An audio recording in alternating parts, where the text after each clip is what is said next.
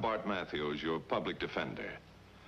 The public defender's salary is paid for by the community, and he is charged with the responsibility of giving legal aid free of charge to any person who seeks and needs it. It is the public defender's sworn duty to defend the public accused of crime until they are proved guilty in a court of law. Now, from the files of the public defender, we bring you the case we call Behind Bars.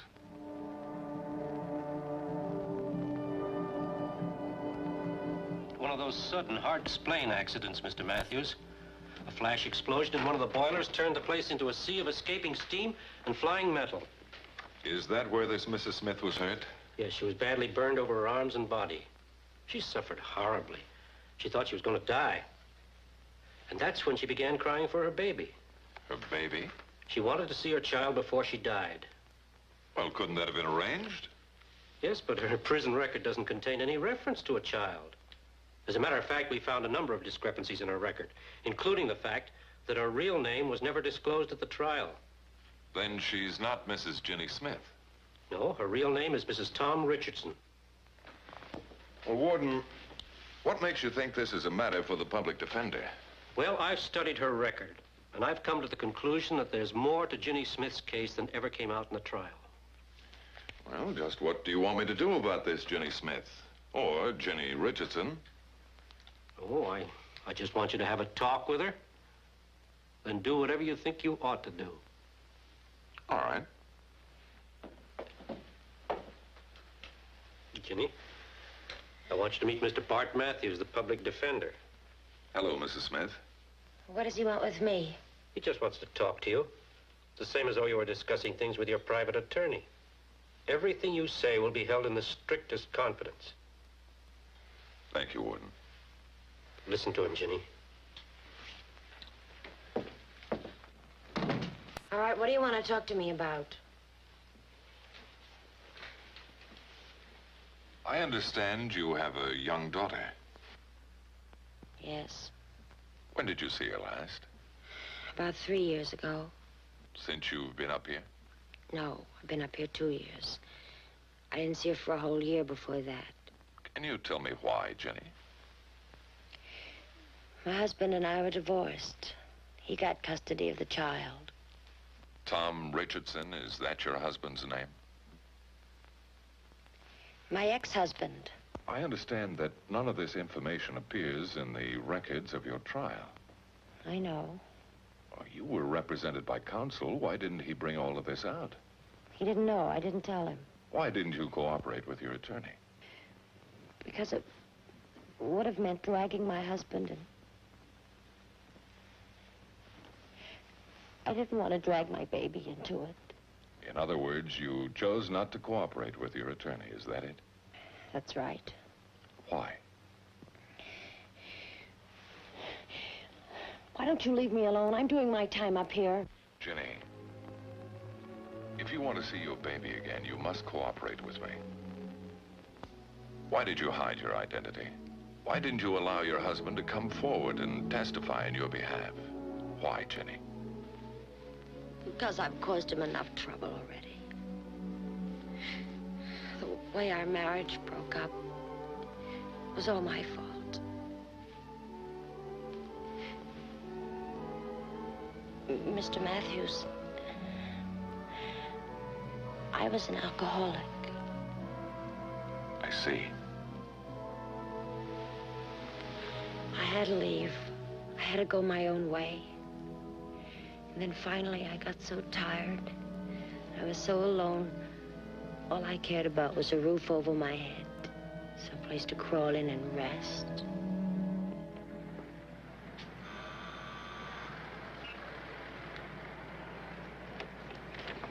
Yes, can I help you? Do you have a room? Yes, but I generally rent my rooms by the week or by the month. I'll take it for a week.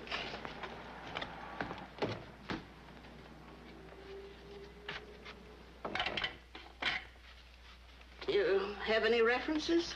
References? No. Oh, just thought I'd ask. No one has references anymore. All right, young woman, I'll show you what I have. Thank you. Don't thank me until you see if you like the room. My name's Mrs. Bassett. Oh, I'm sure I'll like it. What'd you say your name was? Smith. Mrs. Ginny Smith. Yeah, I've heard that one before. Well, Mrs. Bassett, don't you usually knock before entering a gentleman's room? Oh, excuse me, Mr. Redmond. Oh, this poor head of mine, these headaches. I don't know what they'll cause me to do next. Imagine not even remembering you changed rooms this morning. Will you forgive me? Sure, I'll forgive you. Is this one of your new roomers? Yes, and her name's Mrs. Smith. I'll show her your old room. Mrs. Smith. Pleased to meet you, Mrs. Smith. Oh, this is more like it. My poor head, I'm getting more and more forgetful every day.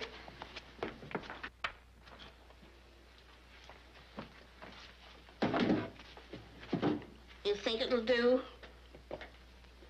I beg your pardon? The room, I asked if you'd think it'll do.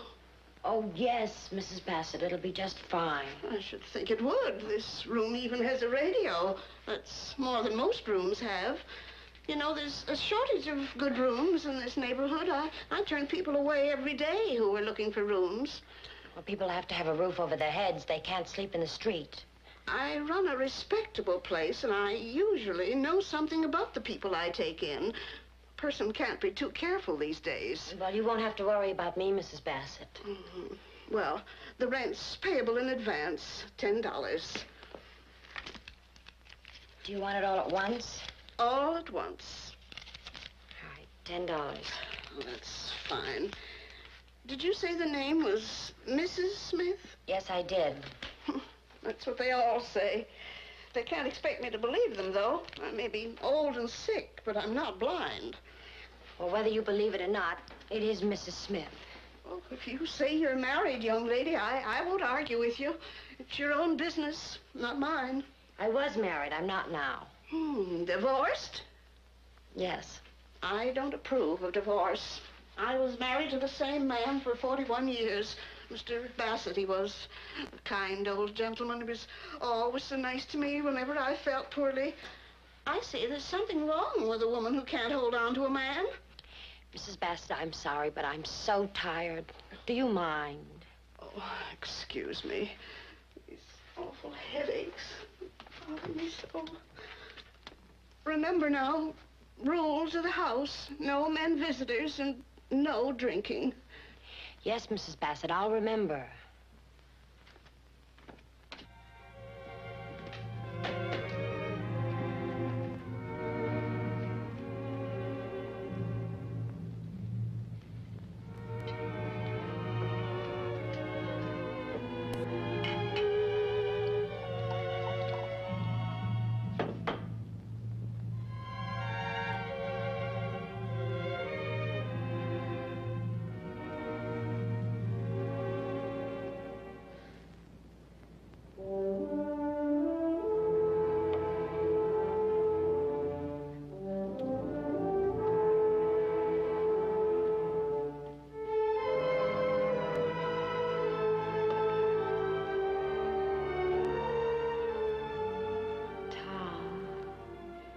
My little Kathy.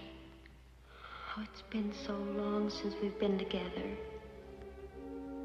We even have music, Tom.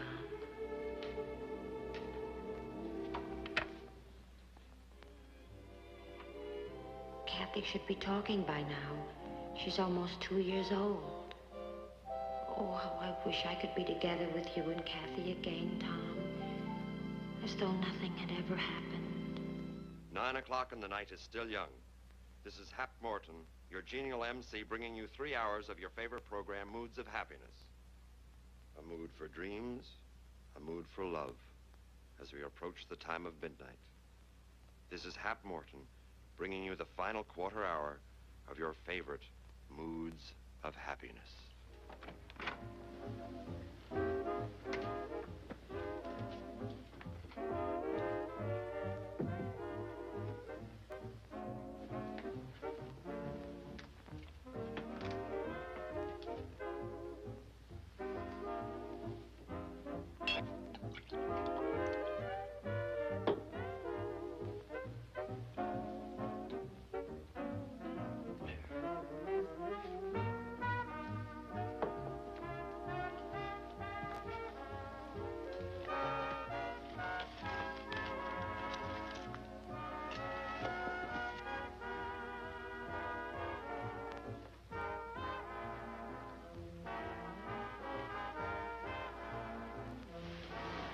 going on? What are you doing here? Just a little social call. What's the matter? Don't you like company? You get out. What do you want? Hey, hear the music? They're playing our song. How about a little dance, baby? No. Come. You don't belong in here. You get out. What's the matter? All I asked for was a little dance. Oh, you're lonely, aren't you? Oh, no, I'm not lonely. Don't you kid me, baby. Women who live in places like this, cold little furnished rooms, are always lonely. Don't touch me. Leave me alone. You get out. You get out or I'll scream for help. Hey, who'll hear you? Old Lady Bassett? What do you think, old Lady Bassett will help you? Baby, you've already broken the first rule of the house. You might as well break the second. Leave me alone, please. Please, leave Baby, me a alone. little kiss won't do any harm. Well, what are you doing in here, Mr. Redmond? Well, what's the guy gonna do when a lady invites him in? No, that's not true. He forced his way in here. Playing the radio at this hour of the night, me with my terrible headaches.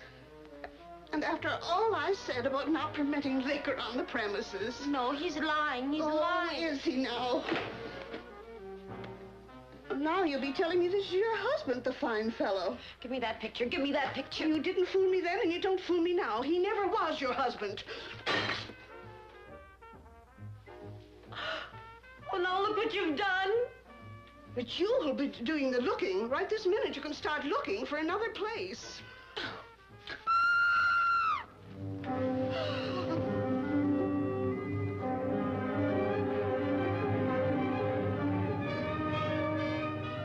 What's wrong with her? The way she's lying there. She's not dead. She can't be dead. If she is, baby, you know who killed her. No. I didn't do it. I didn't kill her. I didn't kill her. Remember, baby, this is your rap. It's all yours.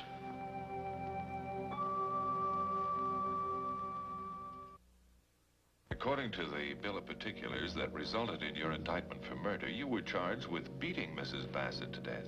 Oh, no, I didn't beat her. Well, in your intoxicated state, perhaps. No, I didn't beat her, Mr. Matthews.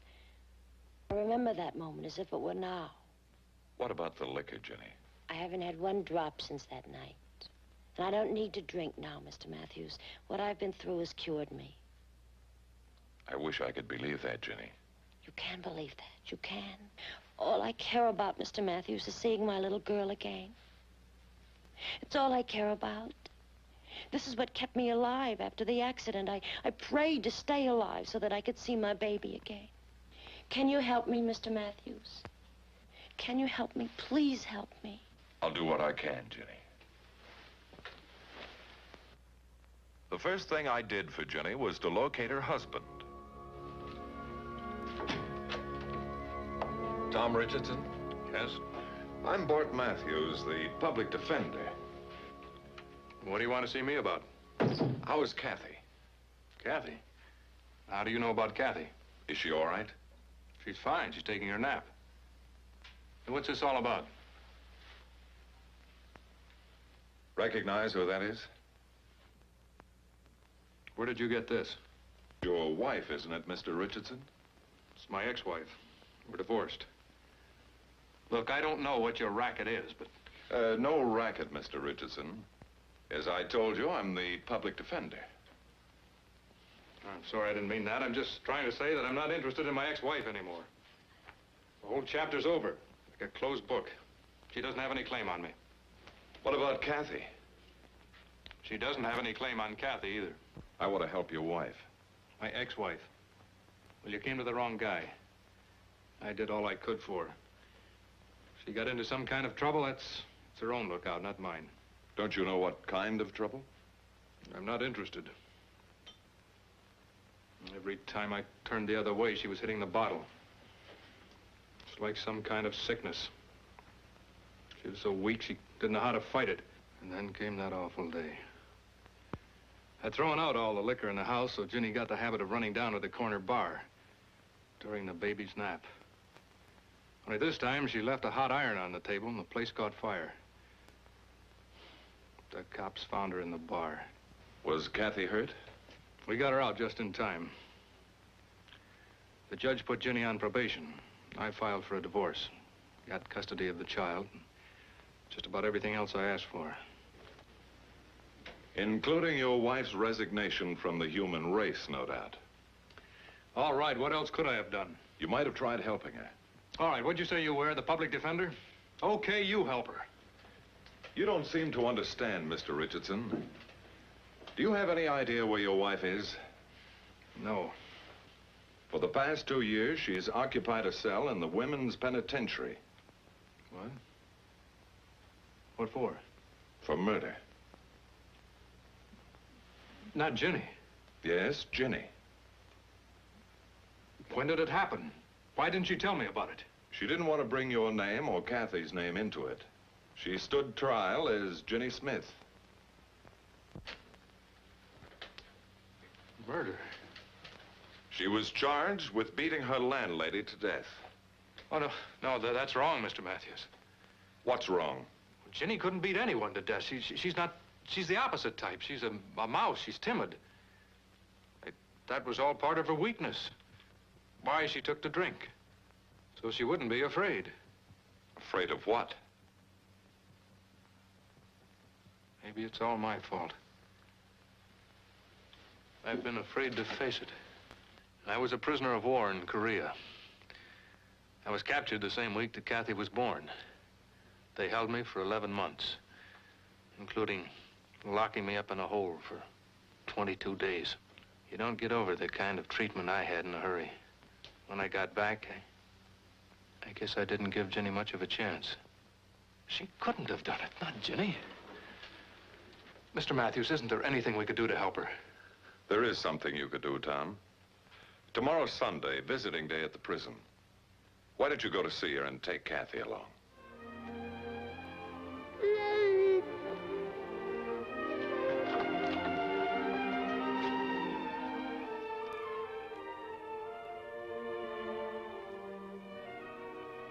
It would really help her if she could see Kathy.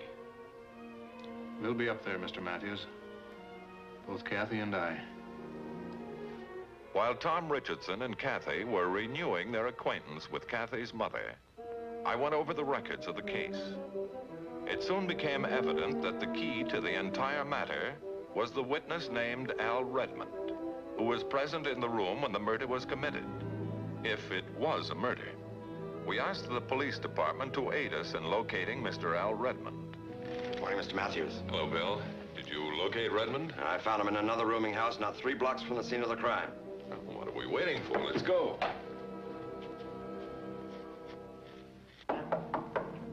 Come in, the door's unlocked. What can I do for you boys? I'm Bart Matthews, the public defender. This is Bill Benton. Yeah?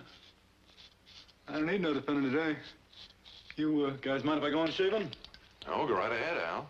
It's your skin. What do you mean by that crack? Do you remember the Ginny Smith trial? Yeah. What about it? Tell us what you saw, Al. What did you witness? Look, I don't have to tell you guys nothing. I did all my talking on the witness stand. Not afraid, are you, Al? What do I gotta be afraid of? Nothing, as far as I can see. What were you doing in that room, Al? Listen, beat it, Buster, before I get rough. I wouldn't try it, Al. There's a witness. You wouldn't stand a chance in court. The way Ginny Smith didn't stand a chance when you pinned that rap on her. What do you mean, pin it on her? I saw her do it with my own eyes. You certainly cried murder. Yeah, I sure did. And testified to that effect in court. Yeah, that's me, star witness. And saved your own skin. Look, what are you talking about? I tell you, I saw her do it with my own eyes. She come in, she yanked the old woman by the hair and yanked on it until the old woman fell on her face and died. How did she yank the old lady's hair, Al? How did she do it? What do you mean? Let's act it out. Sort of reenact the crime. Now, did she come up on her like this? Yeah, in a way. And then did she go like this? Yeah. And then did she do this?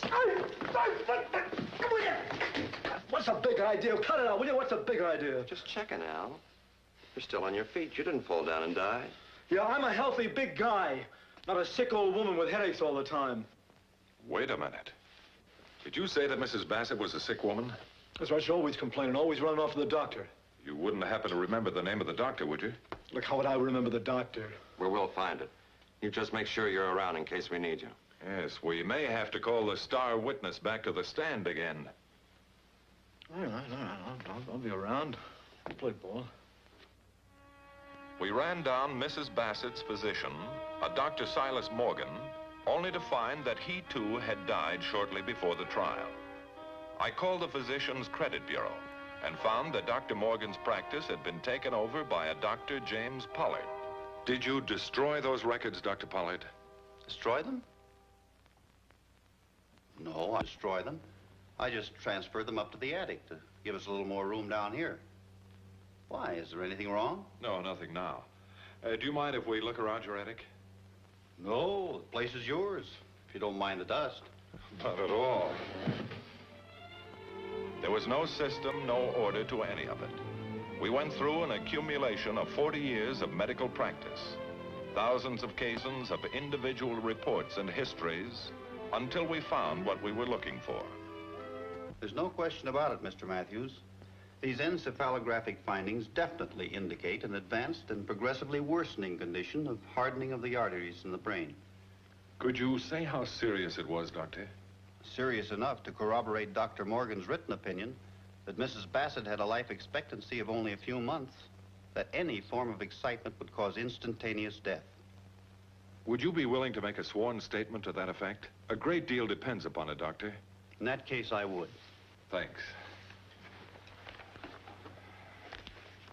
With Dr. Pollard's medical testimony and the evidence of Dr. Morgan's records to support us, we prepared a petition for a pardon which was presented to the governor of the state. The governor granted the pardon.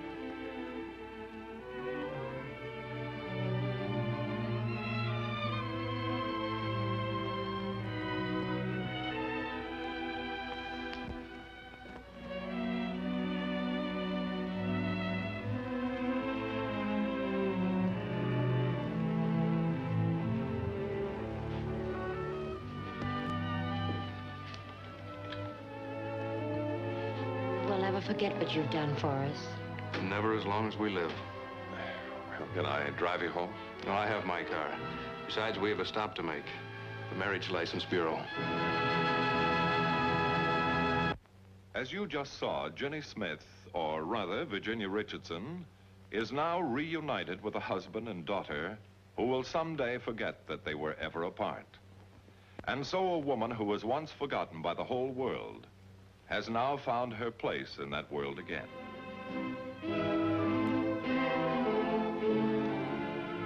We congratulate Public Defender James D. Cosgrove and his staff for outstanding achievement in the cause of justice.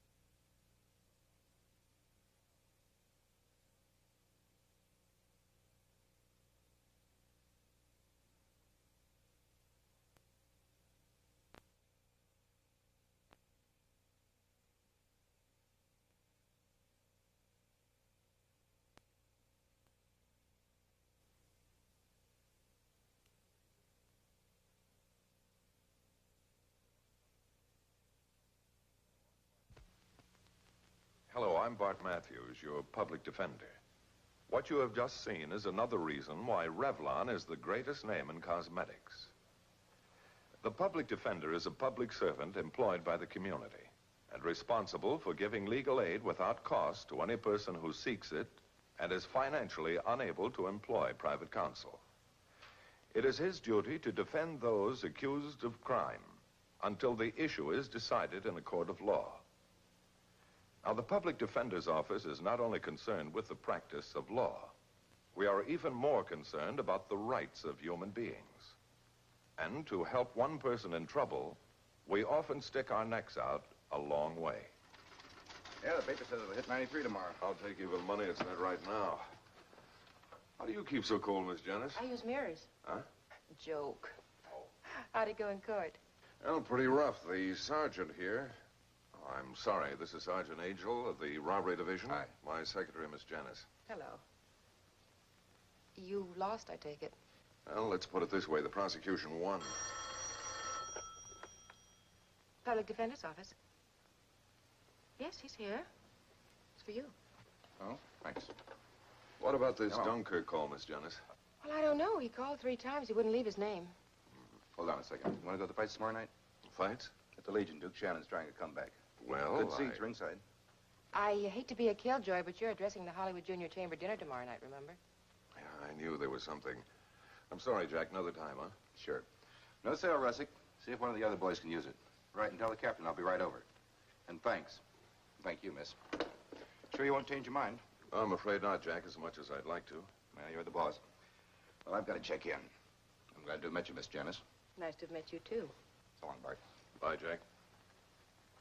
Seems like a nice man, the sergeant. Yeah, he is. And he has a very charming wife and 2 nice kids. Oh.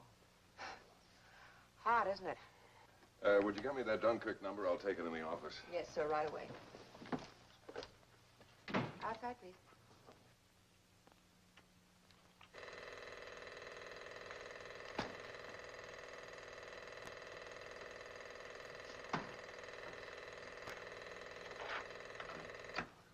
Bucksford Arms, 211. I'll see if he's in.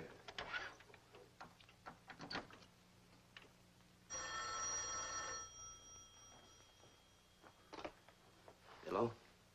I have Mr. Matthews for you. Hold on, please.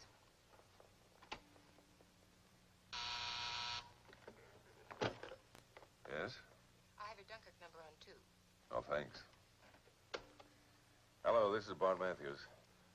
Oh, Mr. Matthews, I want to give myself up. Who is this? I'm tired. I'm tired of running, and you got to help me, Mr. Matthews. I'm sorry, I can't help you unless I know your name. This is Nobby Bullard. Nobby Bullard? Yeah. You remember 2 years ago you were my lawyer. I slugged some guy. Oh, yes, I remember. You were charged with assault with a deadly weapon because you were a fighter. Yeah, that's me. Well, what kind of trouble are you in now?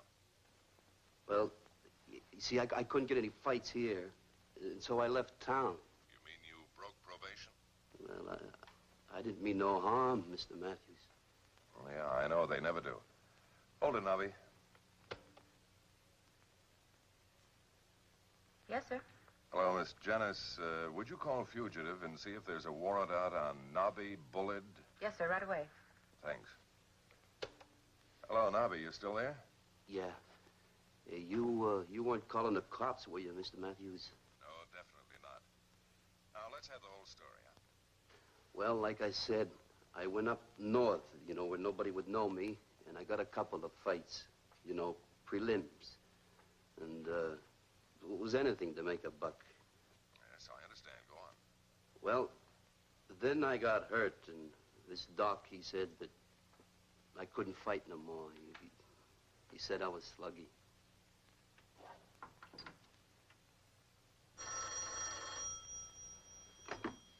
Yeah?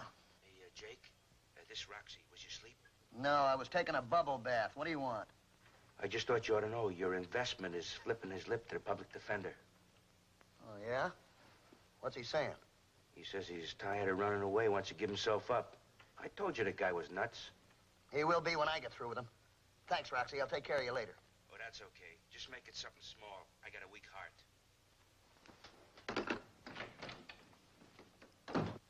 Uh-huh. Oh, hold it, Albie. What did you find out? Well, there's a warrant out, all right. And Captain Vaughn is just full of questions. You didn't tell him anything, did you? What do I know to tell? Good girl. Thanks. Hello, Nobby?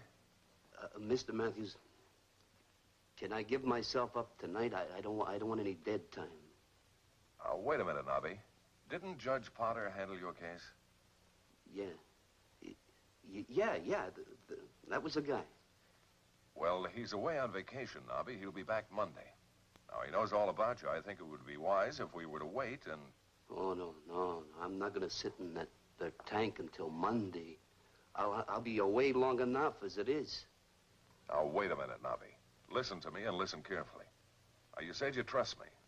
All right, then, trust me enough to hold off until tomorrow night. Now, I want you to meet me outside of the fight stadium tomorrow night. All right, Mr. Matthews. You can trust me. I won't let you down. Goodbye. Maybe he can trust you, but I can't, punk.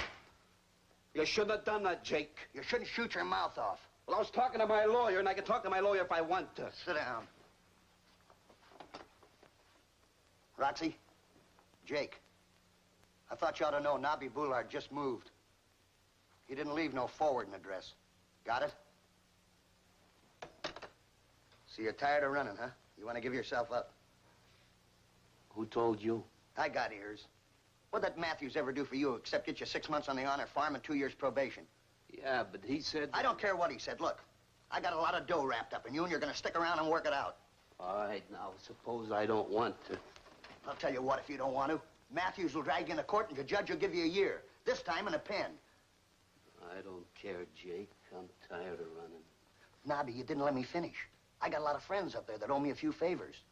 Now, you wouldn't like not to wake up some morning with a shiv stuck in your back, would you? No. But suppose I'm picked up by the police. You let Jake worry about that. But if I don't show, Matthews will tell him where I am. Nobby, boy, look, you're not thinking. Didn't you hear me tell Roxy you moved? Yeah. There's not a cop alive that can get by Roxy. Oh, and incidentally, neither can you.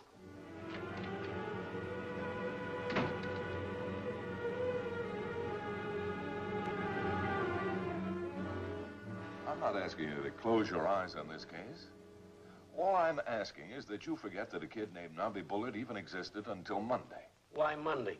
Because that's when Judge Potter gets back from his vacation. He understands the problems in this case. I'll buy that. But what has that got to do with picking him up right now? He didn't have to call me, Captain. But here's a scared kid that's trying to straighten himself out. Do the right thing. That's very touching, Bart. But how do we know the kid will show as promised? Well, if he had the nerve to call me in the first place, he'll have the nerve to meet me tomorrow night.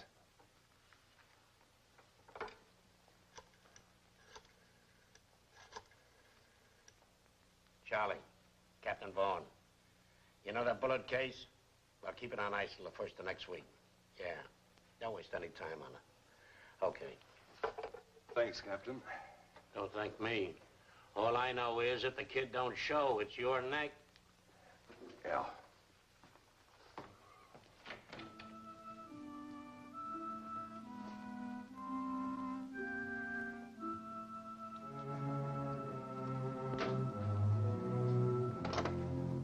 Hey, Roxy. Roxy! Will you answer the phone?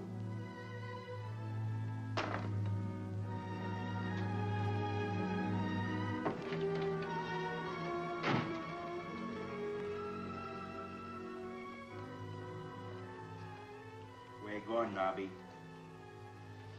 Oh, it was hot up there, so I thought I'd go out and get some fresh air. Too much fresh air will kill you. What? Come here.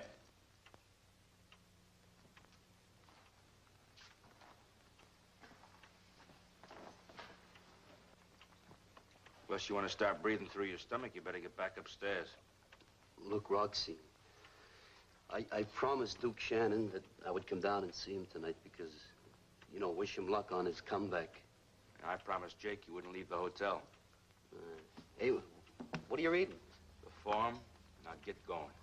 Wait a minute. Look at here. You see this horse? I won $60 on this horse here. Yeah, what horse? Right here, Flying Eagle in the third at Hollywood, see? Boy, they'd let me get away with that in the ring. I'd have won more fights.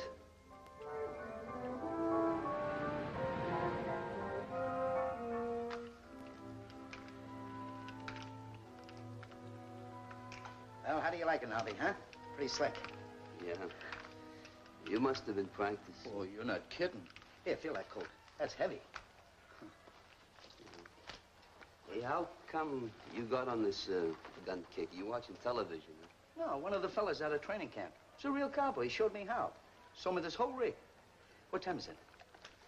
I got lots of time before the men go. You think they'll send you up this time? Mr. Matthews, he promised me a fair shake. I'll get a fair shake. You believe that? Why shouldn't I? Oh, nothing.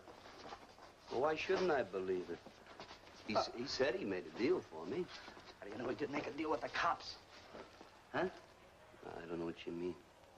Well, it'd make him look awfully good. Him turning you in. See, they couldn't find you, but he did. See what I mean?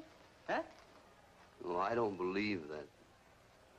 You know, Jake, he said that. I don't believe him either. Well, suit yourself, kid. Just remember, if things don't work out the way you planned, do Shannon told you so. I'm gonna flatten this guy tonight.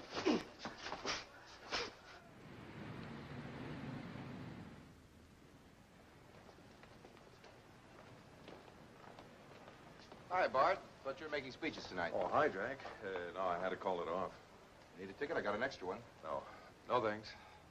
How's your pretty secretary, Miss Janice? Fine. What's the matter, Bart? What makes you so jumpy? Nothing. It's gonna be hot as a furnace in there. Hey, look, don't let me keep you, Jack. You trying to give me the brush off, Bart? What makes you say that? I just thought the first bout was on. And... I heard a wonderful golf story. It seems that this sportsman played golf every single Sunday for 30 years.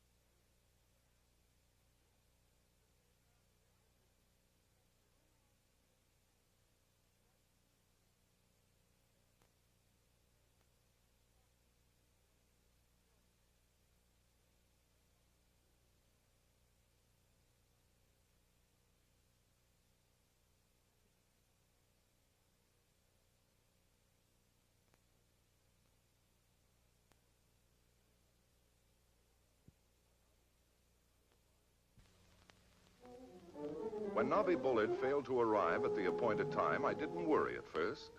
But after an hour had gone by and he didn't show, I started to get that empty feeling in the pit of my stomach.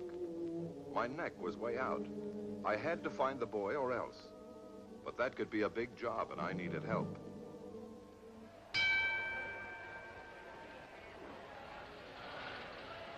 Come on, Duke. Let's show how a good fighter comes back. Hi, Bart. Change your mind, huh?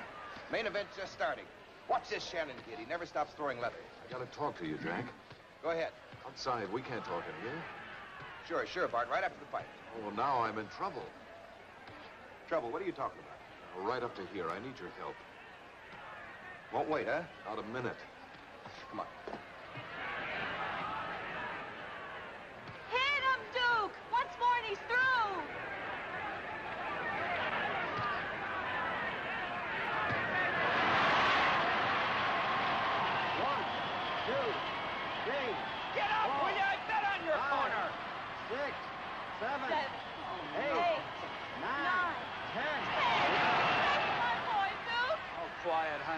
like you own them or something. Never mind. That's 5 I win and 5 you lose. Pay Mother.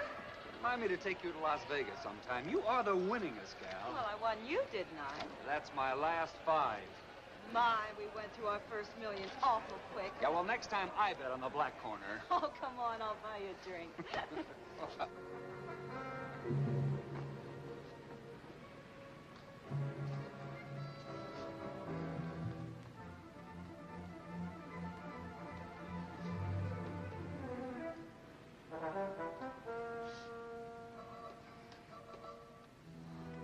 Better open the windows before we cook in here. Honey, did I forget to lock this door? I don't know. Car's still here. Don't worry about it. Oh, let's drive down to the beach and act like we're not married.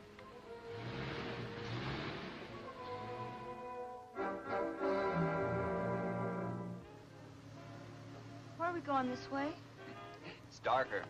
Oh, I like that. I like it too. But just keep driving.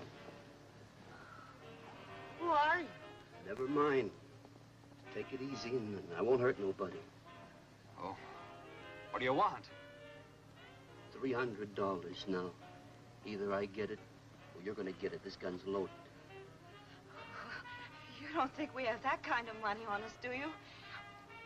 Why, I just took away my husband's last $5 when he was silly enough to bet against Shannon. Look, I'm not stupid, lady. You don't drive this kind of car unless you got money. Now, either I get that money or I'm gonna shoot you. What good would that do? The cops will find you, and then you know what you'll get, the gas chamber. You just shut up. Look, why don't I just pull over and stop and you get out and we'll forget the whole thing, huh? You just keep driving. I ain't going nowhere until I get that money.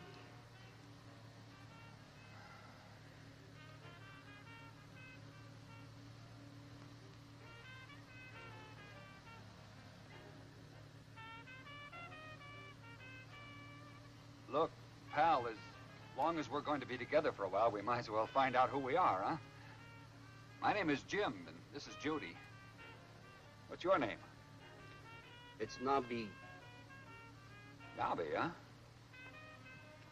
shouldn't have told you that. What harm will it do? There's no one around to tell.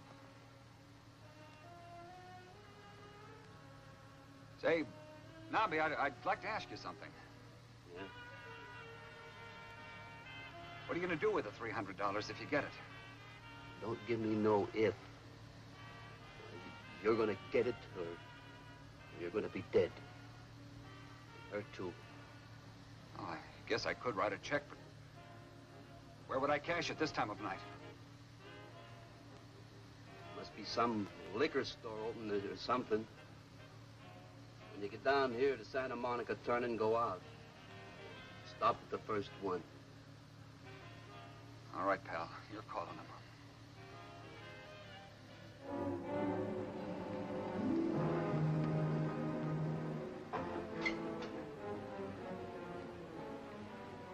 All right, now, you know where it is, so get going. And if you ain't back by 11:30, you better start looking for another wife. And leave the keys right back where they were. What's to stop you from driving off with my wife? What's to stop you from calling the police? Now put the keys back. And go.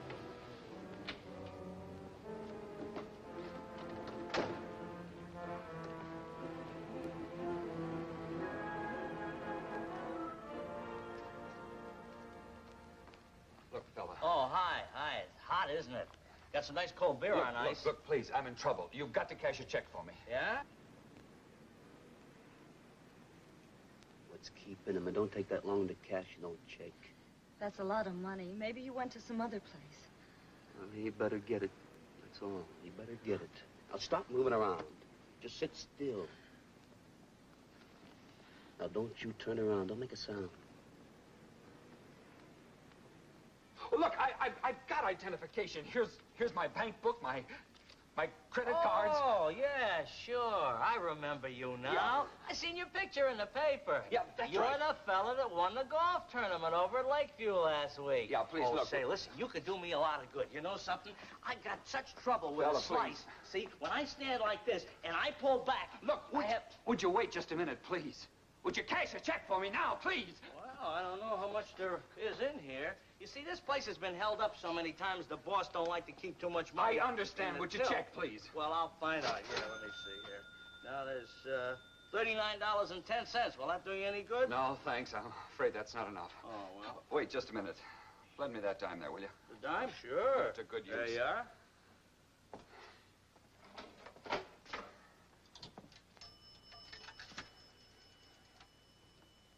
Operator, get me the police. Uh-huh. What are those names again? Jake South, S-O-U-T-H, and Roxy Williams. I see. Well, you better bring them in. We'll find out if they know anything. Yeah, I'll get a stakeout right over there. Thanks, Jim. You know a small-time hood named Jake South? Oh, but Nobby does. Jake brought him back to town. They're bringing him in for questioning. Russick, you and your partner stake out the hotel. Bullard might just come back. It's a hot shot. I'll get it.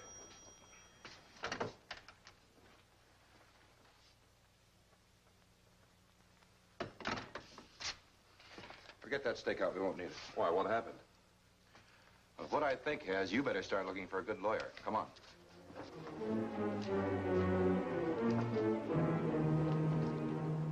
Nobby, you're not a real crook. Why are you doing this?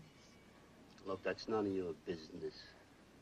What could $300 possibly buy you to make you take this kind of risk? I ain't talking about it. Shut up.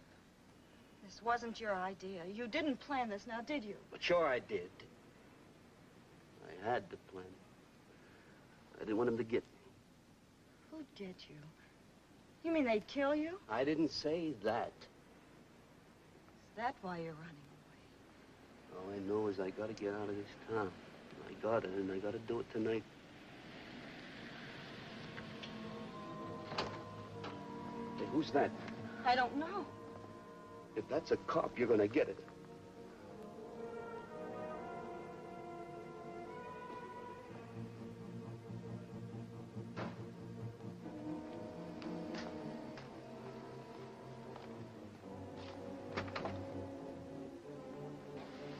Who's that in the bank?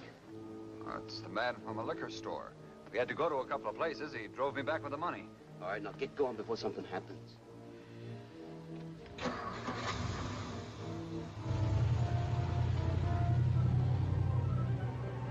Stop the car. What are you trying to pull?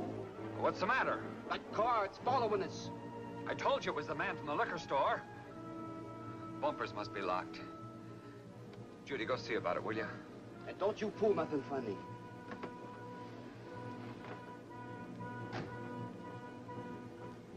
You still see her? No, I don't see nothing. Come on out, Nobby, with your hands up. You're covered.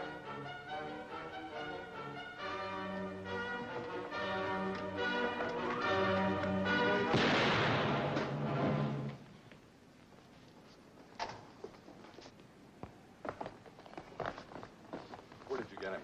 Where I aimed, in the leg. Get an ambulance. Thanks. This gun's empty.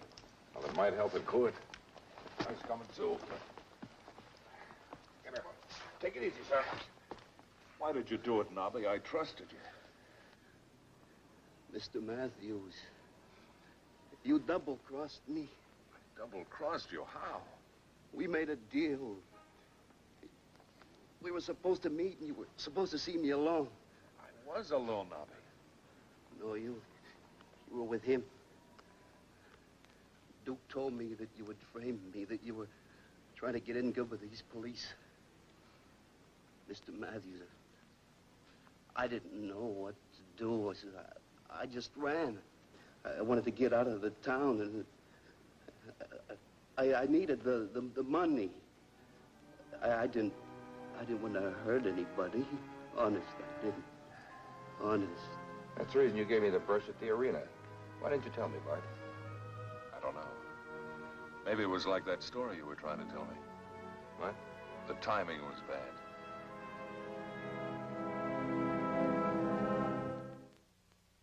case of Nobby Bullard charging robbery and kidnapping was submitted to Judge Potter. On the transcript of the preliminary hearing, he was found guilty of assault by means of force, a necessarily included offense. Counts 1 and 2 were dismissed. The defendant was sentenced to 1 year in the county jail as a condition of further probation. The case you have just seen was brought to a fair and just conclusion through the efforts of a public defender. Tonight, Revlon salutes Public Defender Milton M. Metz, City of St. Louis, Missouri, and his staff for outstanding achievement in the cause of justice. I'll tell you about next week's exciting case in just a moment, but first...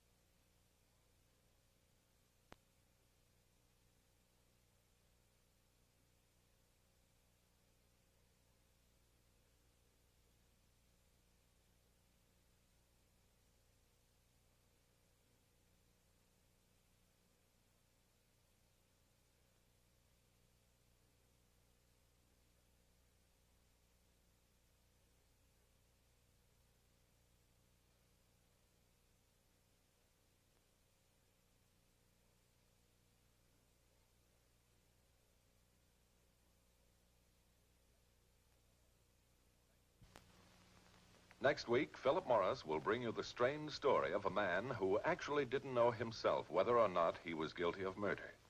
An exciting case called Time to Kill, from the files of the public defender.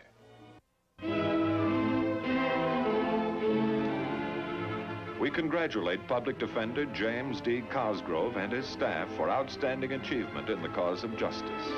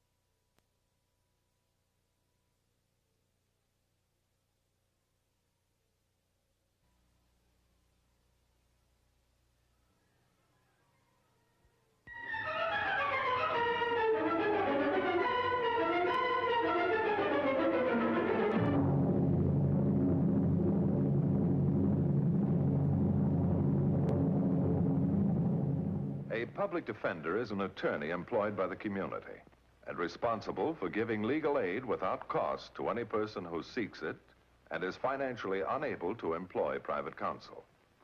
It is his duty to defend those accused of crime until the issue is decided in a court of law. The first public defender's office in the United States was opened in January 1913. Over the years, other offices were opened. And today, that handful has grown to a network of lawyers cooperating to protect the rights of our clients.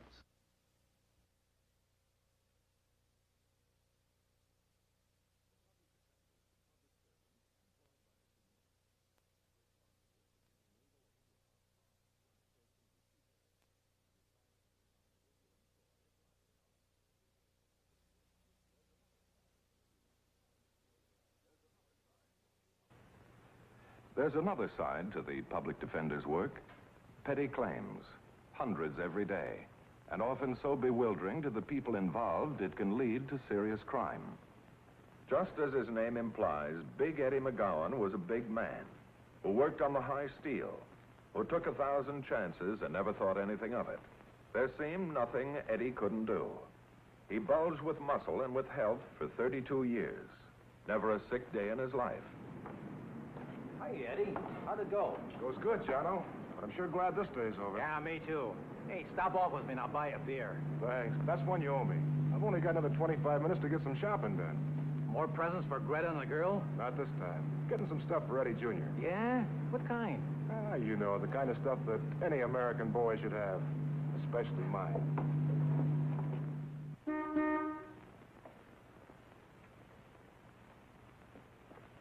Mommy! Daddy's home. Well, you go out and meet him, Kathy, will you? I'll be right out. Hi, Daddy. Hi, young lady. What have you got there? Got a few things for your brother. Where's your mother? Hello, darling. Eddie, what did you buy out now? You know that sporting goods store across the new building?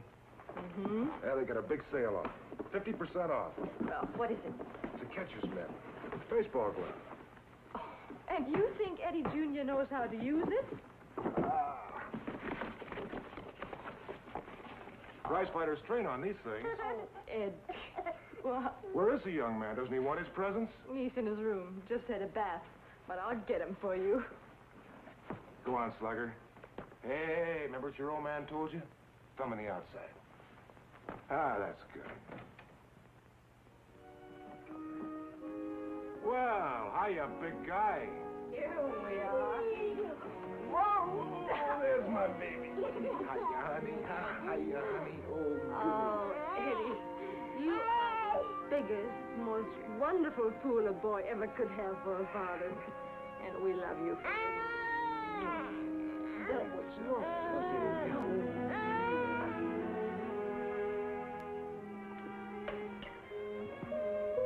Oh, I'll get it.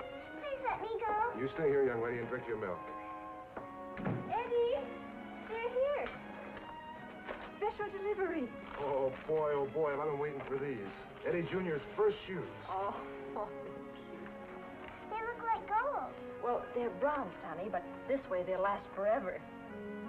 What are you going to do with him? Well, what do you think, kiddo? I'm going to hang them up in my car for luck.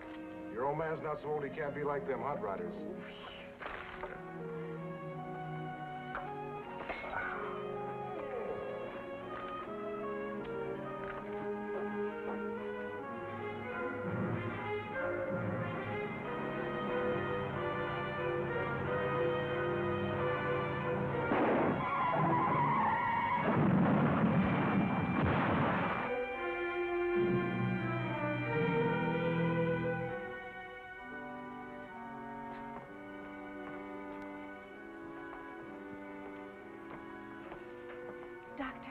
Your husband's going to be all right, Mrs. McGowan. There's no question now. Oh, are you sure? Are you? But of course, these compound pelvic fractures respond slowly. They take time. Time and plenty of care. Oh, I will take care of him, Doctor. I'm sure of that. You must understand it'll be some time before he'll be able to walk again. He'll be in a wheelchair. A wheelchair?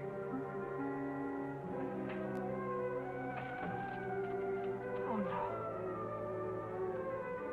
Not my Eddie.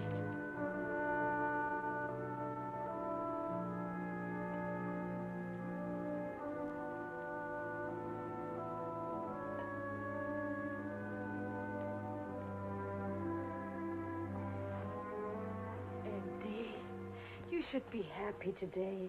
After 5 weeks, you're back with your family again. Where you can wait on me hand and foot. Where we can wait on you hand and foot because we love you. And we want to help you get well. Help? The man you married didn't need help. He could take care of you, himself, and 30 kids to boot. Well, and you will again. Soon. Soon enough, I suppose. But you said yourself the money was all gone. We'll have money because Well, tomorrow I start looking for work. You go to work? Well, we'll just be exchanging jobs. While you stay home watching the children, I'll take over your job. And your little wife becomes, how do you say, the breadwinner. No. Oh, Eddie, but it won't be for good. You work. What can you do? Oh, when we first met in the old country, you were a GI, remember? Well, what was I doing then? I know, but that was different. That was war work. All right, so that was war work. But before that, like millions of others in Europe, I started working in factories when I was 12. Aren't you happy with your GI bride? Now, Eddie, remember what the doctor said about the lamp. It helps, so you be sure to use it. $64, it should help. Whatever it costs, it helps. And we didn't pay it all at once. That money should have gone for clothes for the kids. Oh, they're doing fine, Eddie. We all are. Here, it's a quarter up. You'll miss your bus. That's all we need. Come late and Mr. Jason will deduct from my check. A couple more weeks, we can both tell Jason to go jump. All right. Bye.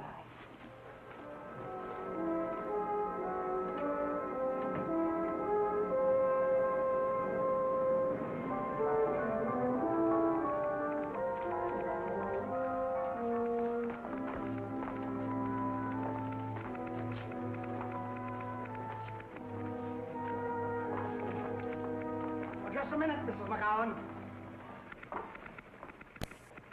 This came for you yesterday afternoon, just after you left.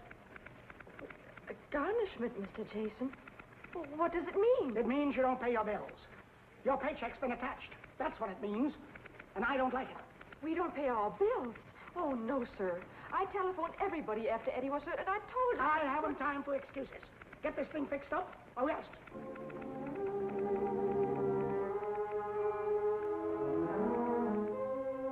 No telling what might have happened if a fellow worker hadn't told Greta of her rights and about the public defender.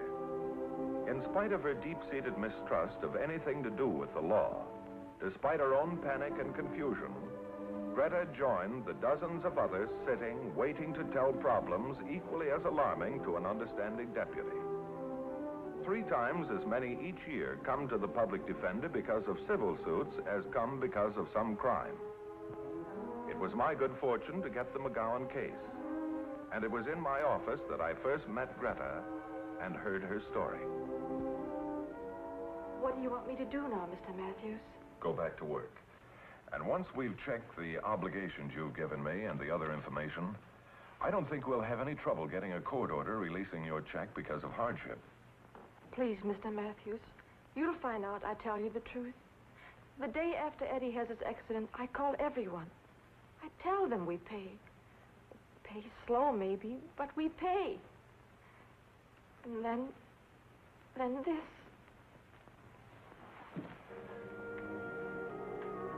Whatever you do, don't worry. I will go to work at once, and you'll be hearing from us, well, tomorrow morning if everything goes all right. Mr. Matthews.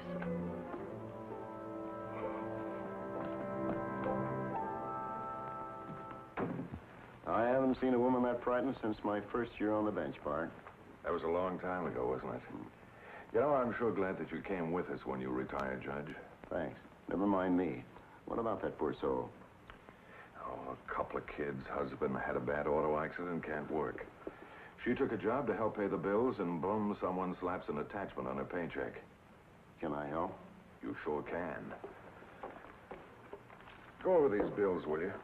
They're the usual things.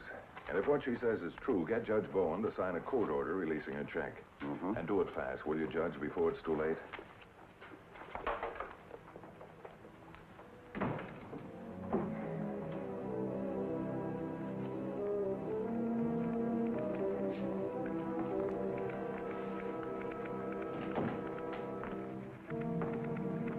I'd like to see Mr. Jason, please. I'm Leo Jason. Is there anything I can do for you? Well, I'd like to see Mrs. McGowan for just a minute, if it's all right with you, sir. Mrs. McGowan doesn't work here anymore. Oh, something wrong? Plenty wrong. I can't give jobs to people who can't pay their bills. I don't hire deadbeats. I see. I suppose you took the time to find out why she owes the few dollars she does? I'm not running a kindergarten here. I pay my bills without making any excuses. Hard cash on the barrelhead. But being in business, if you happen to run a little bit short, there's a bank to tide you over. A bank? I have 3 banks. I've got credit because I pay my bills.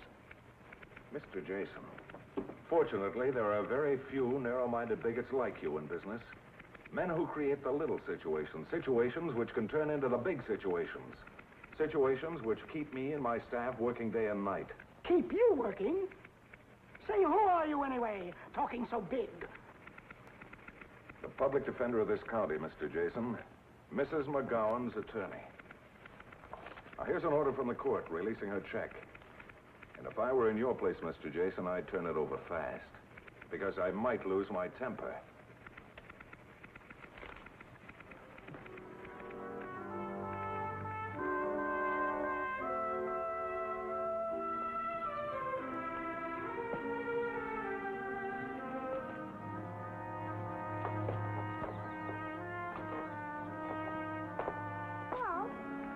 Hello. I'm looking for a Mrs. McGowan. Do you know where she lives? Oh, that's my mommy. I'm Kathy McGowan. Well, I'm pleased to meet you, Kathy. Is your mom at home? Oh, no. She won't be home for hours and hours. She works, you know. Oh, I didn't know. Do you know where she's working? Same place she's worked since Daddy came home from the hospital. The same place? Do you know the name of the company where she works? Uh-huh. The Jason Electric Company. Thank you, Kathy.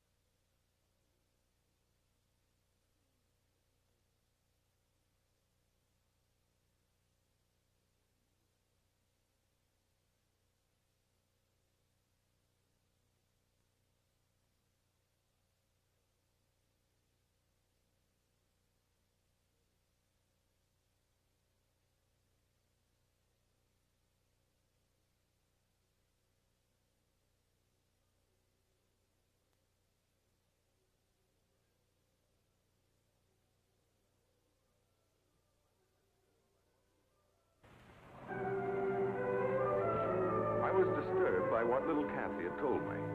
I wondered why Mrs. McGowan had not told her family the truth. So I decided to come back and see Greta alone.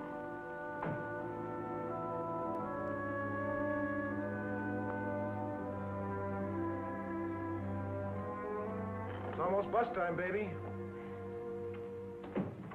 Old man Jason will dock you if you're late, you know. I'd like to see him try. Is there anything wrong with you the last few days or something? Why, no. Nothing. Eddie, I left the baby in the playpen, and there's some soup I made. I put it in the icebox. Well, I'll see you tonight.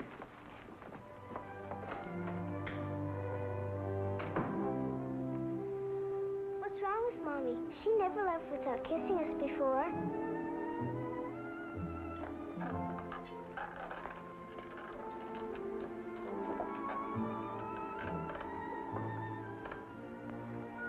Please, Mr. Matthews, I can't tell my husband. He mustn't know I was let go. What do you do with your time all day? Where do you go? Where? Out looking for another job. Where else would I go? Have you found any? Found? Yes. 3 places I could have worked. And then, when the ask for references and call Mr. Jason.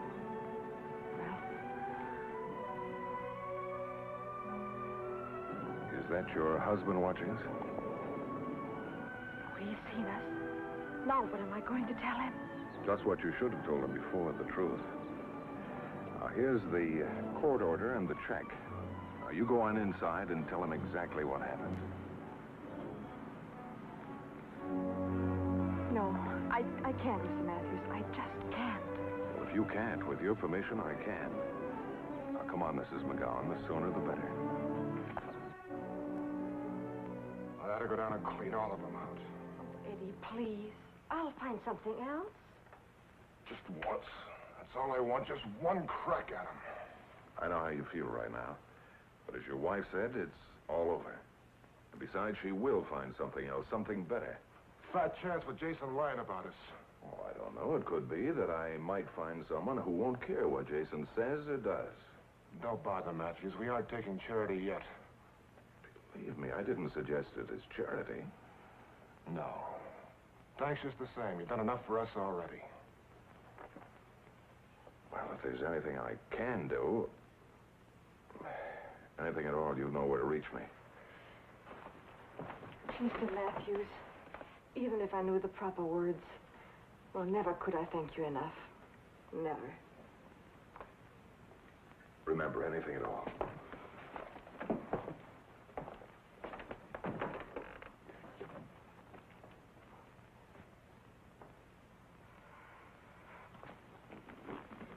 Where do you think you're going? Well, out the same place I went before. Out to look for another job.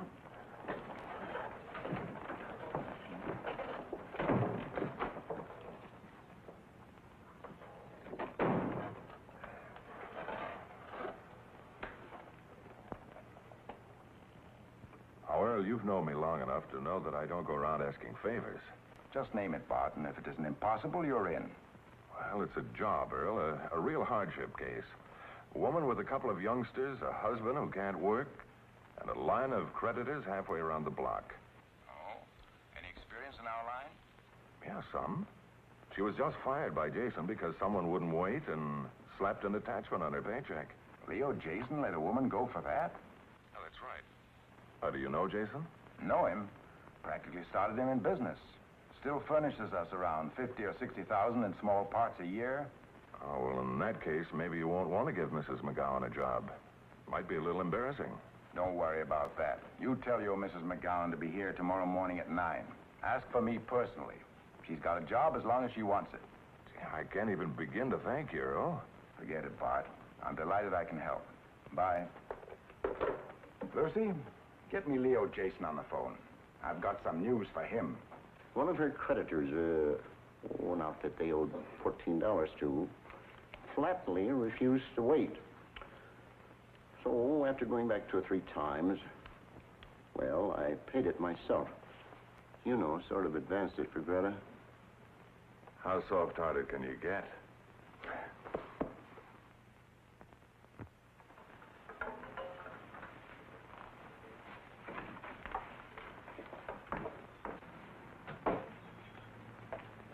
Is there anybody home? What do you think? I stole this when nobody was watching?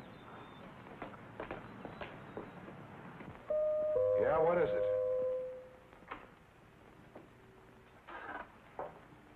Yeah, what can I do for you? Is, Mrs. McGowan home? No. Is there something I can do? I'm the better half. Oh. Well, maybe there's something I can do for you, Mr. McGowan. Oh, and what is it you think you can do for us, Mr. Jason. Leo Jason. You're Jason and you have the gall to come here? Look, McGowan, I don't know how she did it, but that double-crossing wife of yours just cost me $55,000 worth of business a year. Jason, I don't like your language. I don't like you. And I couldn't care less if you lost $1 million worth of business a day. Look, I'm trying to be nice. But if you're going to act like this, I may forget I'm a gentleman. Jason, if I were you, I'd get out of here.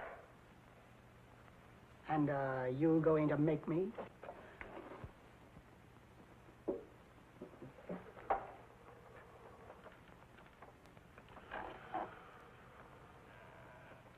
What do you want?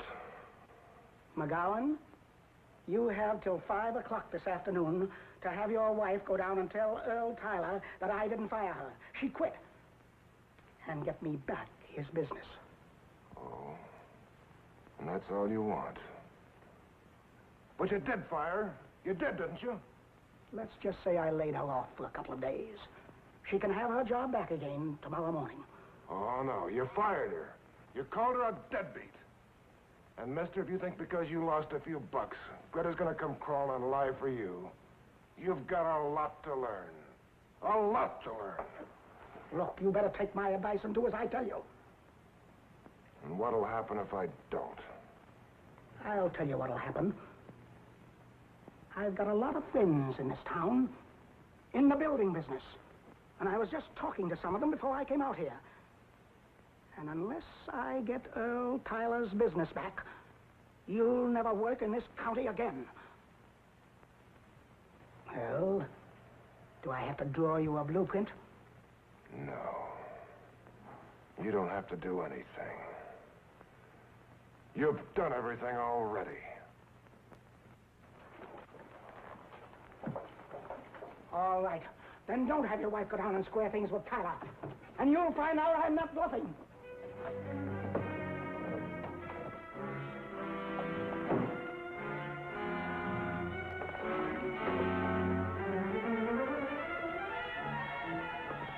A little out of your territory, aren't you, Jason? No, I was just inside seeing Mrs.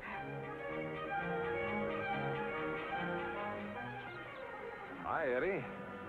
It's good to see you out of that wheelchair. Go on, get out of here.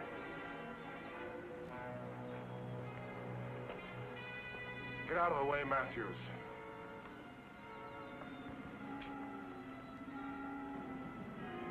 You're not being very hospitable to a guy who's bringing you good news.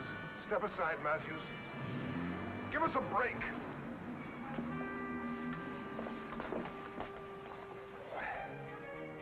He's gone, Eddie. All right, come on. Let you and I go inside, Eddie.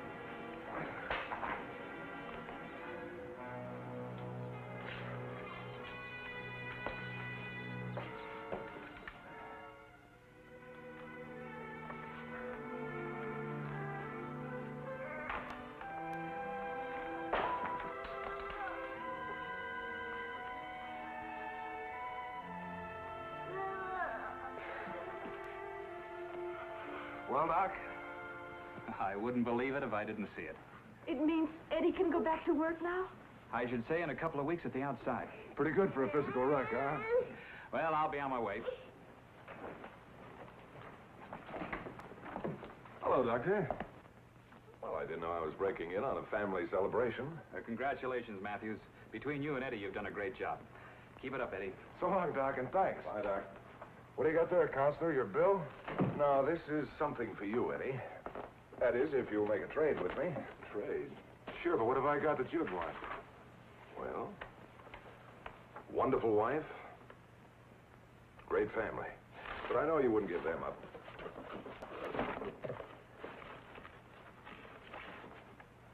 You can have these for Eddie Jr. if I can have something that I've always wanted. Well, what's that? A Colt 45 service automatic.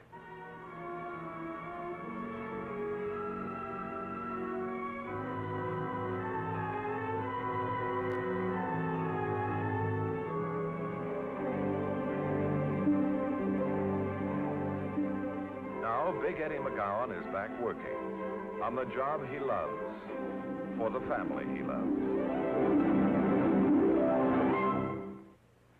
The case you have just seen was brought to a fair and just conclusion through the efforts of a public defender. Tonight, Philip Morris salutes Public Defender Edward B. Dittmeyer, Adams County, Quincy, Illinois, and his staff for outstanding achievement in the cause of justice.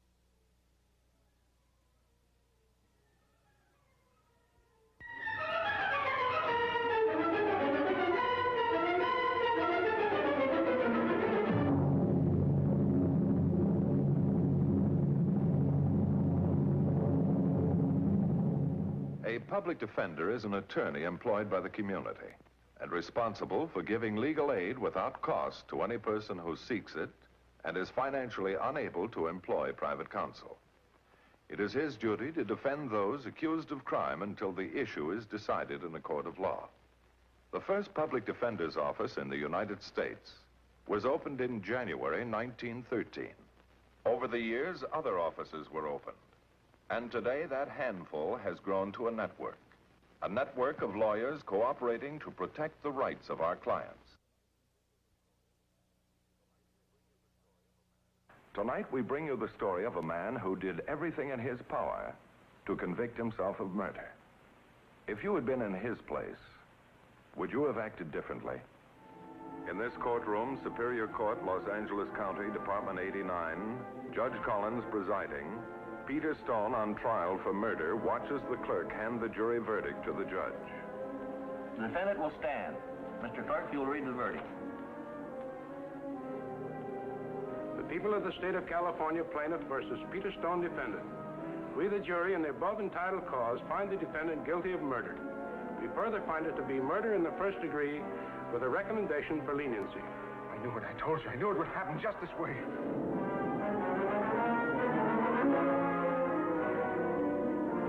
My name is Martha Fremont. I'm an attorney, Mr. Matthews. I was the attorney for... Peter Stone, I remember. I saw you one day in court. Won't you sit down? Thank you. I thought you handled yourself very well. Sure, great.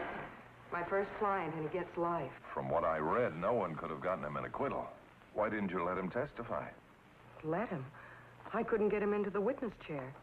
He was afraid. Afraid of what the DA would do to him. Afraid the jury wouldn't believe him. Mr. Matthews, he's afraid of everything. I just couldn't handle him. Maybe you can. Me? I came to ask you to appeal the verdict. I'm sorry. We don't compete with private attorneys. Oh, but he can't afford counsel. Did he pay you? $50, all he had. And I've spent a great deal more than that. To appeal, I need a transcript of the trial. I can't afford to pay for it, and neither can Stone. Well, if he'd sign a statement that he had no funds, and if the... Thank you, Mr. Matthews. Thank you very much. Now I'm asking for a personal favor. Can I help? I wish our budget could stand it. Not for a fee. I've got a lot to learn. And if I could work with you, maybe I could help find something. Well, on that basis, you're more than welcome. Are you ready for your first assignment? Yes, sir. All right, have Stone sign that statement. Thank you. The following day, the public defender was substituted as attorney of record for Peter Stone. I decided to start by visiting Stone's wife. Hello, Mrs. Stone. Oh, come in, Miss Fremont. Is there any news? Good news. This is Mr. Matthews, the public defender. How do you do? He's taking over the case. Mr. Matthews, you'll show them they made a mistake. You've got to. Well, we'll try, Mrs. Stone. Now, I've read the full testimony, but I still don't have a real grasp of the case. I'd like to hear your side of the story, everything you can remember. Remember? That's one night I'll never forget. Pete was on his way home from work. We interrupt this program to bring you a news bulletin. Police have an eyewitness description of the killer wanted for the brutal stick-up murder of Arthur Crawford. The man wanted is thin, light complexioned, wears glasses, has a small mustache, is about 35 years old, and was last seen driving a gray 1950 Ford sedan.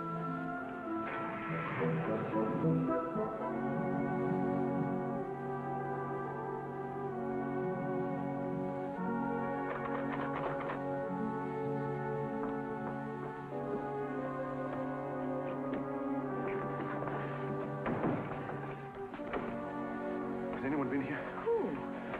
Pete, what are you talking... What are you doing? Who are you hiding from? The cops. Louise, I swear I didn't do it, Do but... what? What are you talking about? Pete, it's our anniversary. Baked cake. Louise, sit down, will you? Look, I just read in the paper about a guy being killed. I passed right by the place where it happened. Yes, but... It's all in the radio. What is? All about a guy named Crawford. He ran out of gas, asked a guy for a lift to the nearest station. The guy got him in his car, and then he robbed him and killed him. What's that got to do with you? A girl saw him get the lift. She gave the cops a description of the guy. Now listen. Just listen to this. The wanted man is thin, wears glasses, has a small mustache. He's about 35 years old. That's me. They're gonna nail me. Stop it, Pete. Stop being so afraid of everything. You can't go on living. Wait a minute. Just let me finish reading. Crawford. That's the dead guy. And Crawford was killed by a .45 caliber Colt. From the description of the killer's car, police are searching for a gray 1950 Ford sedan. Louise, what'll I do? Well, I still don't see why you're so... Well, this description in the paper, that could be me, couldn't it? And it could be 100, 1,000 other men. But I own a 1950 Ford sedan. And the gun in this drawer is a .45 caliber Colt. Don't you see, Louise? The police are checking all owners of 1950 Ford sedans. When they get to me, they'll nail me. No, they won't. They'll know you didn't do it. Why? Because I say so? According to them, I'm a guy with a record. A conviction for armed robbery. That's the same as this is. Add up all those things So you made a mistake 10 years ago. But you paid for it. You went to prison. Yeah. I don't want to go back again. I still wake up scared in the night. Scared that I'm back in cell block 14. Look, I'm going to clear out of here till I get the real killer. You can't. I have to. If the cops come and you run away, then they'll be sure you did it. But if I stay, do you want me to go to jail? I want you to be a man. You're my husband. I love you. I want to be proud of you. But I can't this way. Stop being so afraid of everything. Louise, you don't understand what they... Who is it? It's me, Eddie.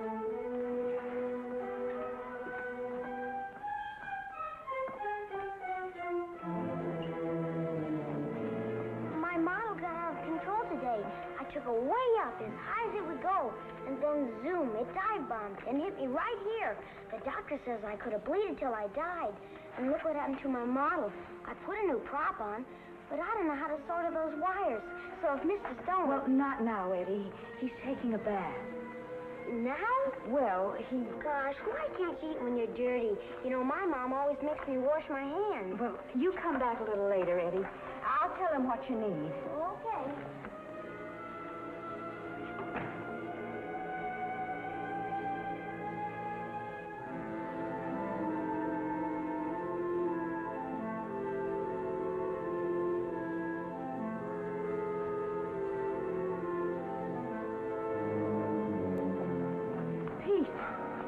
Well, maybe you're right. Maybe I don't have to run away, but we've got to fix the car. Bernie Shaw has a paint shop down near the factory. He can make the Ford a different color. Won't the police know? Why? All it says in the registration is Ford Sedan, 1950. But we got to get rid of this. I know. I can take it down and throw it off the pier. We got to get rid of it. Oh, wait a minute. I must be crazy. That's all I'd need. Now what's the matter? Well, suppose there's a cop in the pier. Suppose he sees me trying to throw this in the ocean. He grabs it, sees it's a Colt 45. He wouldn't even bother with a trial. Mr. Stone through with his bath yet? Eddie. Oh, let him in.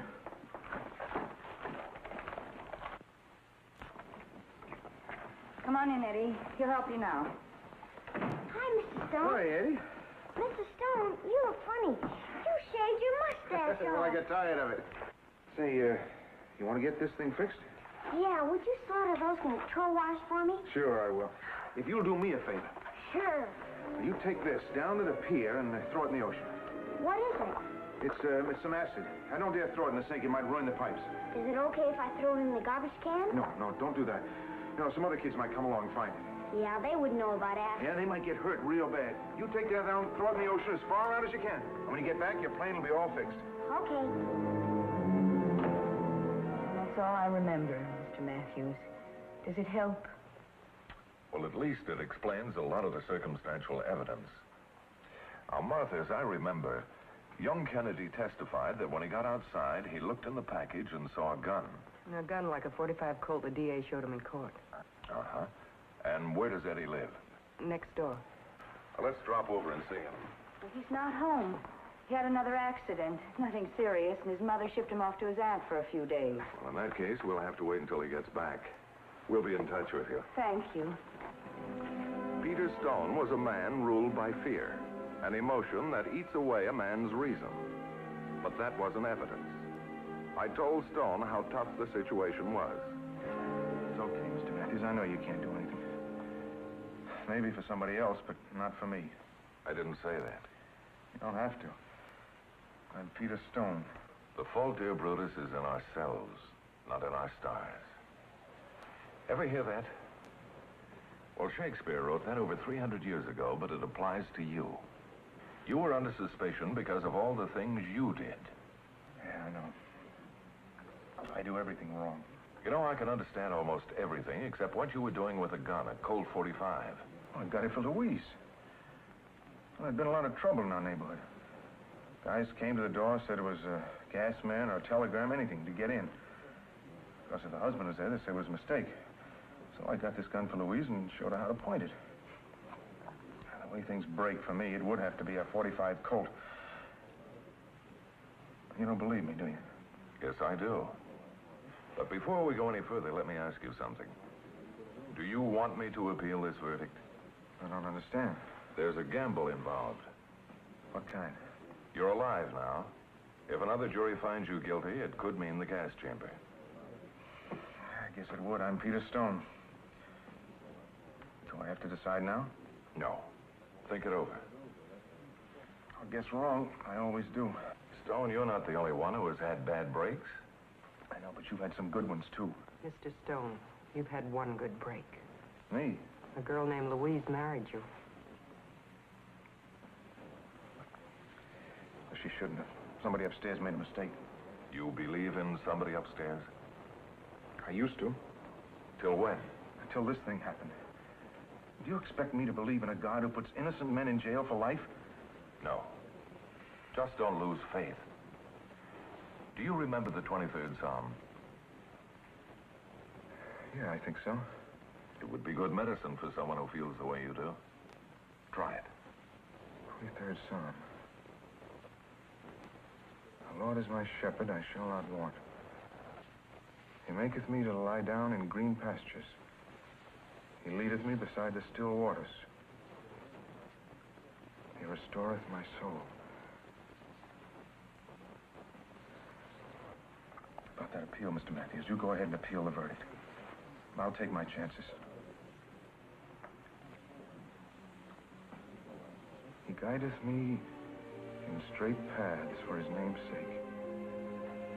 Yea, though I walk through the valley of the shadow of death, I will fear no evil. Thou art with me. Thy rod and thy staff, they comfort me.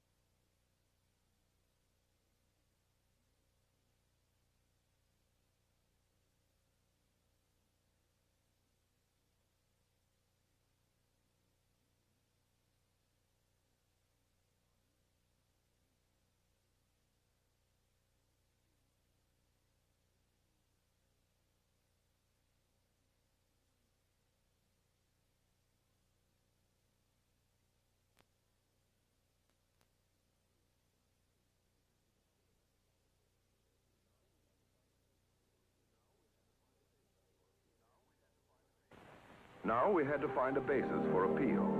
The next step was to interview Gladys Taylor, the 14-year-old schoolgirl who had made the eyewitness identification. Do you remember the day you saw a man in a car talking to Mr. Crawford? You never saw that man before, did you? No. And that day you saw him for maybe a minute or two. But 5 days later, when Mr. Stone was arrested, you positively identified him. How could you be so sure? I just was. Do you remember everything that well? No, but this was important. Why? Because he killed Mr. Crawford. But you didn't know he was going to. No. What happened that made you study his face so carefully that 5 days later you could positively identify him? I just did, that's all. Why are you asking me all these things? They've already found him guilty. We're appealing the case, Gladys. You mean there's going to be another trial? Will they put my picture in the paper again? They might. They did last time. That's important to you, isn't it, Gladys? Is it as important as sending a man to prison for his whole life? Listen to me, Gladys. Peter Stone is in prison tonight, and one of the reasons is that you said you saw him giving Mr. Crawford a lift. I want you to stop and think before you answer this question. Are you positive the man in the car was Peter Stone? I thought he was. You thought he was. This was one break, but it wasn't enough. At midnight, Martha and I were still trying to find a new angle. But you're sorry you ever got mixed up with this office? Sorry. I can't tell you how much I appreciate the lesson. What lesson? How to cross-examine a witness. No jury will believe that Taylor girl when you get through questioning her. Yeah, that's not enough. There's still so much that we have to prove. The worst, of course, was having that car painted so soon after the murder. What's the name of that paint shop? Shore, Bernard Shore, over in Lincoln Boulevard. Mm-hmm. Well, I'll stop by there the first thing in the morning.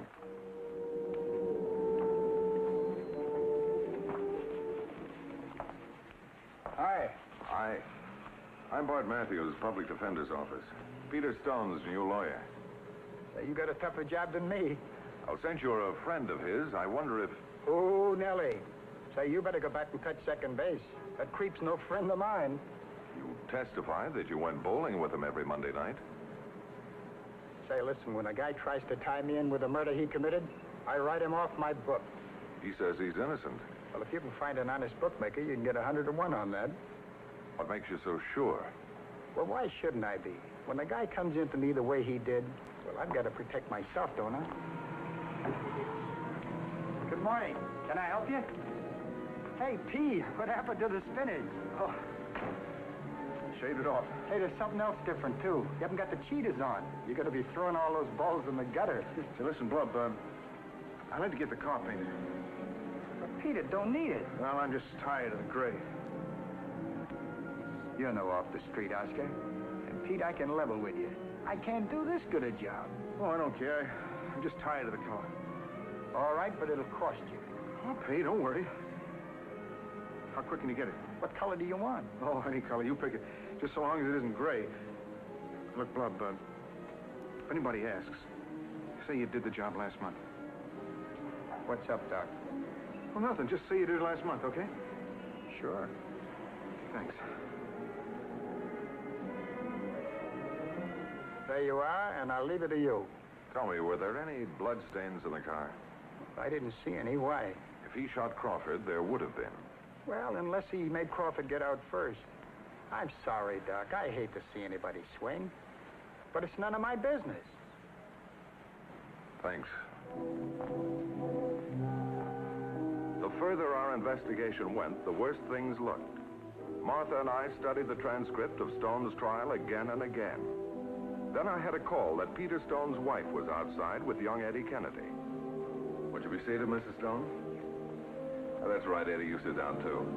Hey, what happened to your arm? I fell off the tree again. Oh, that's too bad. You know, Eddie, do you remember that package Mr. Stone gave you that night? Sure. I'm sorry, but I had to tell the judge and everybody about the gun. I didn't want to get Mr. Stone in trouble. Oh, of course you didn't. And don't you worry, Eddie. We all want you to tell the truth. Okay. Now, I've been reading everything that you said at that trial. And you know that they all forgot to ask you one question? What? Well, Eddie, if I were a boy 10 years old and someone gave me a package to throw off the pier, I think I would have done just what you did. I would have taken a look, too. But Mr. Stone didn't say not to look. Well, you're right. And if I were a 10-year-old boy and I opened up that package and found a gun, I think I would have kept it and hid it someplace real good. I'll get him. Who? You know who. Porky. He's the only one I showed it to. You mean I'm right, Eddie? You didn't throw that gun off the pier? I'll fix him. Eddie, where is the gun? Eddie, why didn't you tell me? That gun might get Mr. Stone out of jail. How? Well, if we can prove that it didn't fire the bullet that killed Mr. Crawford, we'll be able to free Mr. Stone. Can they do that? Every gun leaves different markings on bullets. Now, please, Eddie, what did you do with the gun that Mr. Stone gave to you? My mother took it away from me. And is your mother home now? She was at home when I picked Eddie up. Come on, Eddie, let's all go out and see your mother, huh? Okay. Hi, Mom. Where have you been now? Can't I take my eyes off of you for 1 minute? If you're not getting hit with that plane or falling off the fence and breaking your arm, you're disappearing. Oh, Edward, I swear you'll be the death of me yet. I went with Mrs. Stone. Alice, he was supposed to tell you we went to see Pete's lawyer. Well, he didn't, Louise. Now, Mrs. Kennedy, your son says that you took a gun from him. I certainly did. If this boy doesn't put me in an early grave. Can I have it, please? What for? We need it badly, very badly. I'm sorry, but I can't help you. But Mrs. Kennedy... Please, Alice. That gun caused Eddie enough trouble. Missing school, policemen with him every minute. His pictures in the paper, crazy phone calls in the middle of the night. I know how you feel, but... That was bad enough. Then one day, I come home from shopping, and I look out here. How I ever got through that day, I'll never know. Here stands Eddie with a gun. It must have been a terrible shock. But can I have it, please? Well, it's gone. The minute I got my hands on it, I ran straight to the pier and threw it in the ocean. I'm afraid we're licked. That was the last possible piece of new evidence. Isn't there anything you can do? We'll keep on trying, that's all I can say. I'm sorry, Louise. I know. I nearly went out of my mind when I saw Eddie shooting that gun. He shot that gun where? Out here. How many shots did you fire, Eddie? One, just one. And where did the bullet go? Out there someplace. And what's in back of that fence? Open fields. Would you mind if I bring a policeman out here? Please, Alice. It's important. Well, all right. Thank you. Could I use your telephone? Come in. I called a friend of mine, Detective Frank Leonard, police firearms expert, and asked him to get out to the Kennedy backyard as soon as possible. He was there in 20 minutes. Eddie, I want you to take this gun. Are you sure it's all right? Yes, perfectly all right, ma'am. But this isn't the same kind. I know. I want you to stand where you were when you fired that other gun. And aim it the way you aimed the other one. Okay. I was standing right here, and Porky dared me to shoot.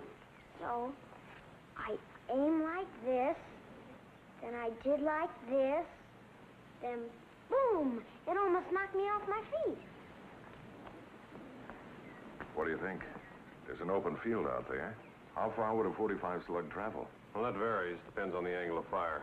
We could get a mine detector and go over that area foot by foot, inch by inch. Sounds like a lot of work, but it might be worth it.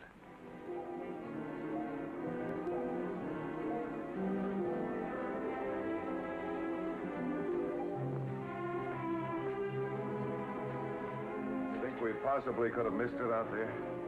No, this mine detector doesn't miss. We got every nail and bottle cap and piece of metal and... Eddie, are you sure you were standing right over there when you fired that gun? Yeah, the bird I shot at was right up there in that tree. Now he tells us.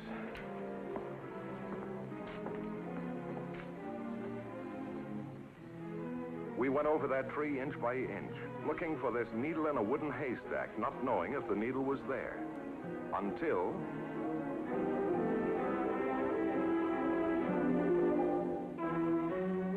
We ought to be able to get an answer in an hour.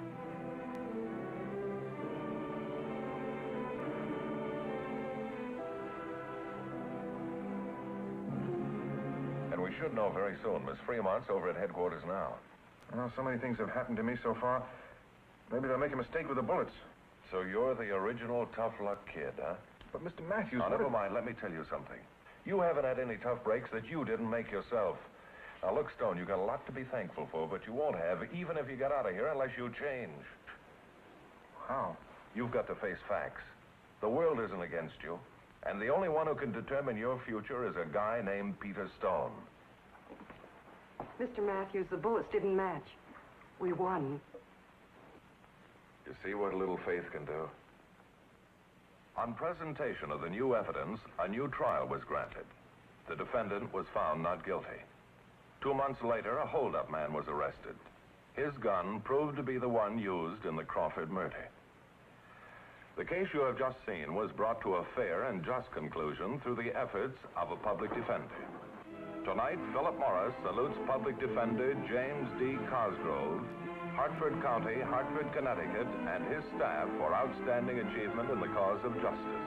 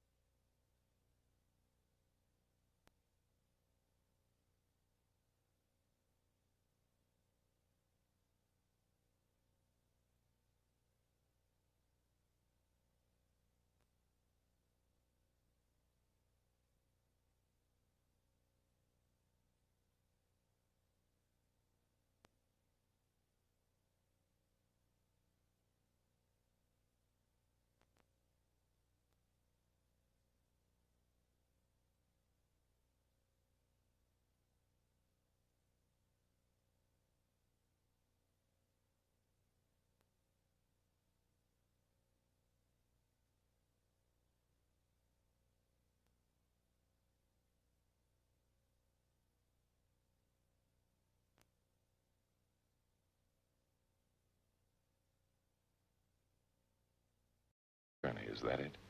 That's right. Why? Why don't you leave me alone? I'm doing my time up here. Ginny, if you want to see your baby again, you must cooperate with me. Why did you hide your identity?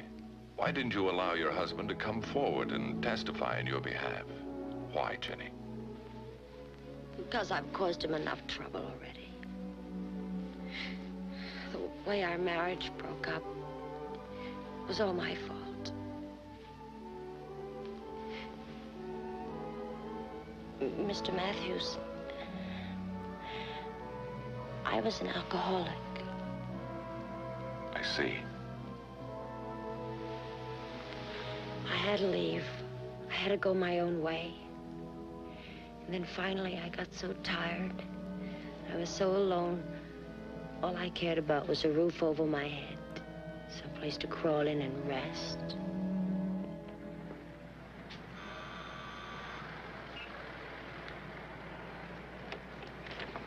Yes, can I help you? Do you have a room? Yes, but I generally rent my rooms by the week or by the month. I'll take it for a week.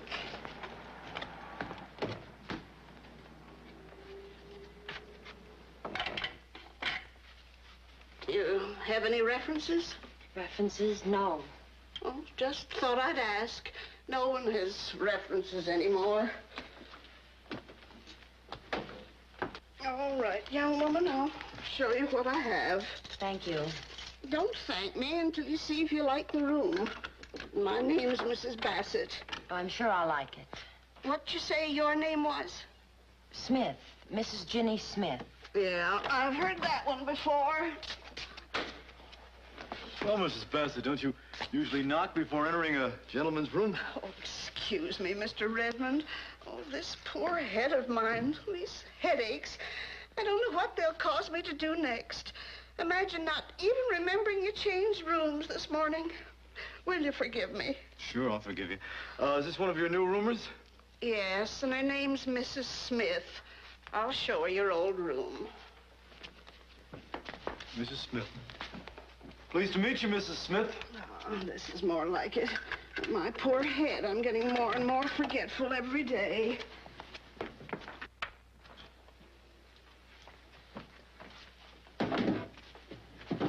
You think it'll do?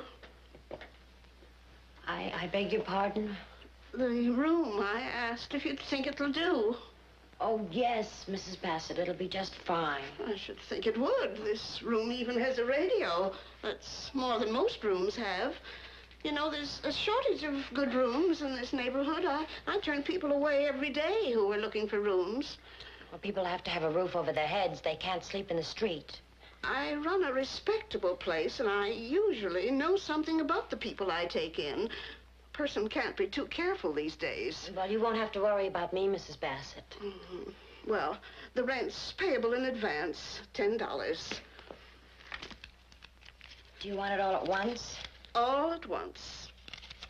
All right, $10. Oh, that's fine. Did you say the name was Mrs. Smith? Yes, I did. That's what they all say.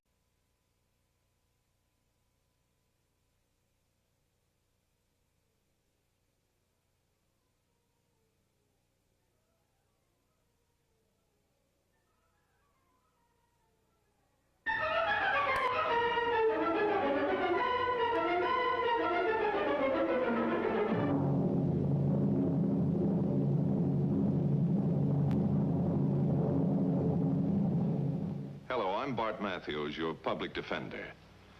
The public defender's salary is paid for by the community, and he is charged with the responsibility of giving legal aid free of charge to any person who seeks and needs it. It is the public defender's sworn duty to defend the public accused of crime until they are proved guilty in a court of law. Now, from the files of the public defender, we bring you the case we call Behind Bars.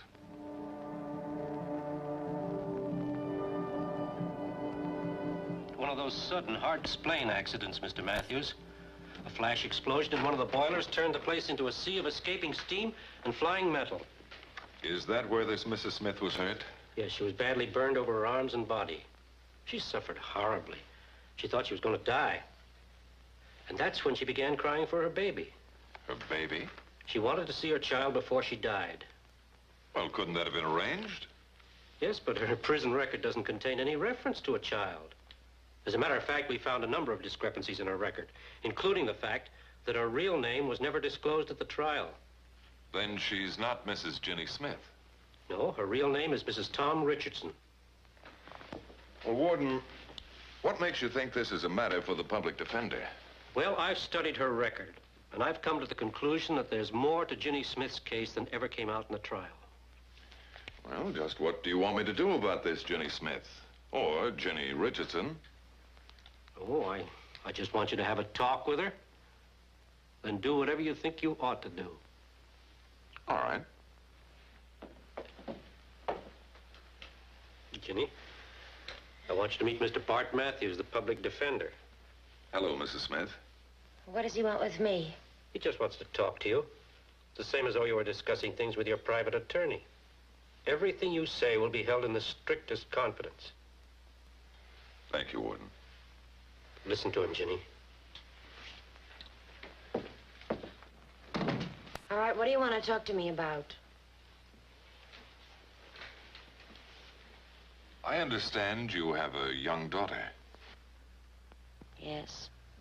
When did you see her last? About 3 years ago. Since you've been up here? No, I've been up here 2 years. I didn't see her for a whole year before that. Can you tell me why, Jenny? My husband and I were divorced. He got custody of the child. Tom Richardson, is that your husband's name? My ex-husband. I understand that none of this information appears in the records of your trial. I know. Well, you were represented by counsel. Why didn't he bring all of this out? He didn't know. I didn't tell him. Why didn't you cooperate with your attorney? Because it would have meant dragging my husband in. I didn't want to drag my baby into it. In other words, you chose not to cooperate with your attorney. Hey, hear the music? They're playing our song. How about a little dance, baby? No. Come. You don't belong in here. You get out. What's the matter? All I asked for was a little dance. Oh, you're lonely, aren't you? No, I'm not lonely. Don't you kid me, baby. Women who live in places like this, cold little furnished rooms, they're always lonely. Don't touch me. Leave me alone. You get out. You get out or I'll scream for help. Hey, who'll hear you? Old Lady Bassett? What do you think, old Lady Bassett will help you? Baby, you've already broken the first rule of the house. You might as well break the second. Leave me alone, please. Please, leave Baby, me alone. A little kiss won't do any harm. Well, what are you doing in here, Mr. Redmond? Well, what's the guy gonna do when a lady invites him in? No, that's not true. He forced his way in here. Playing the radio at this hour of the night, me with my terrible headaches. And after all I said about not permitting liquor on the premises. No, he's lying. He's lying. Is he now? Now you'll be telling me this is your husband, the fine fellow. Give me that picture. Give me that picture. You didn't fool me then, and you don't fool me now. He never was your husband. Well, now look what you've done. But you will be doing the looking. Right this minute, you can start looking for another place.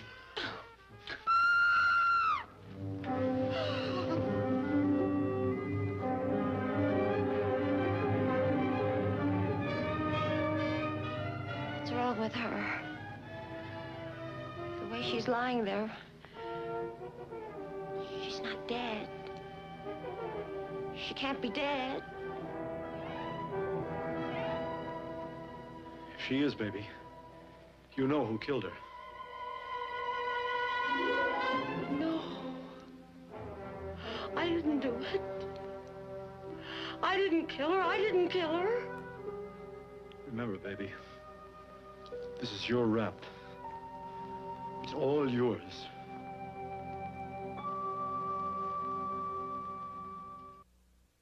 According to the bill of particulars that resulted in your indictment for murder, you were charged with beating Mrs. Bassett to death. Oh, no, I didn't beat her. your intoxicated state, perhaps... No, I didn't beat her, Mr. Matthews. I remember that moment as if it were now. What about the liquor, Jenny? I haven't had one drop since that night. And I don't need to drink now, Mr. Matthews. What I've been through has cured me. I wish I could believe that, Jenny. You can believe that. You can. All I care about, Mr. Matthews, is seeing my little girl again. It's all I care about. This is what kept me alive after the accident. I prayed to stay alive so that I could see my baby again. Can you help me, Mr. Matthews? Can you help me? Please help me. I'll do what I can, Jenny. The first thing I did for Jenny was to locate her husband. Tom Richardson? Yes? I'm Bart Matthews, the public defender. What do you want to see me about? How is Kathy? Kathy? How do you know about Kathy? Is she all right? She's fine. She's taking her nap. What's this all about?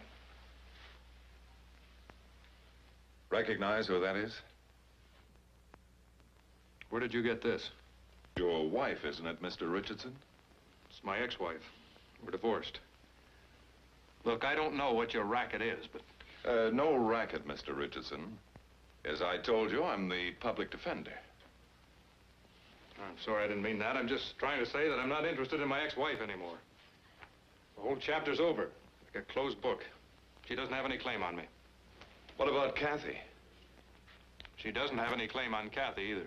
I want to help your wife. My ex-wife. Well, you came to the wrong guy. I did all I could for her. She got into some kind of trouble, it's her own lookout, not mine. Don't you know what kind of trouble? I'm not interested. Every time I turned the other way, she was hitting the bottle. It's like some kind of sickness. She was so weak, she didn't know how to fight it. And then came that awful day. I'd thrown out all the liquor in the house, so Ginny got the habit of running down to the corner bar during the baby's nap. Only this time, she left a hot iron on the table, and the place caught fire. The cops found her in the bar. Was Kathy hurt? We got her out just in time. The judge put Ginny on probation. I filed for a divorce. Got custody of the child. Just about everything else I asked for. Including your wife's resignation from the human race, no doubt. All right, what else could I have done? You might have tried helping her. All right, what'd you say you were, the public defender? Okay, you help her. You don't seem to understand, Mr. Richardson. Do you have any idea where your wife is? No. For the past 2 years, she's occupied a cell in the women's penitentiary. What? What for? For murder. Not Ginny. Yes, Ginny. When did it happen? Why didn't you tell me about it? She didn't want to bring your name or Kathy's name into it. She stood trial as Ginny Smith. Murder? She was charged with beating her landlady to death. Oh, no, that's wrong, Mr. Matthews. What's wrong? Ginny couldn't beat anyone to death. She's the opposite type. She's a mouse. She's timid. That was all part of her weakness. Why she took to drink. So she wouldn't be afraid. Afraid of what? Maybe it's all my fault. I've been afraid to face it. I was a prisoner of war in Korea. I was captured the same week that Kathy was born.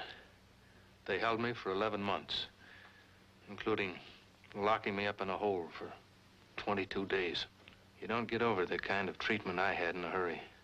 When I got back, I guess I didn't give Ginny much of a chance.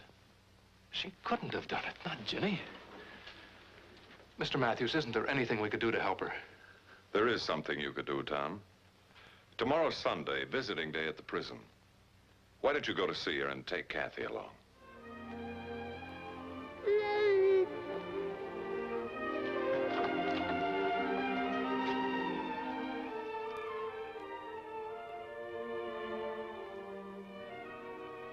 It would really help her if she could see Kathy.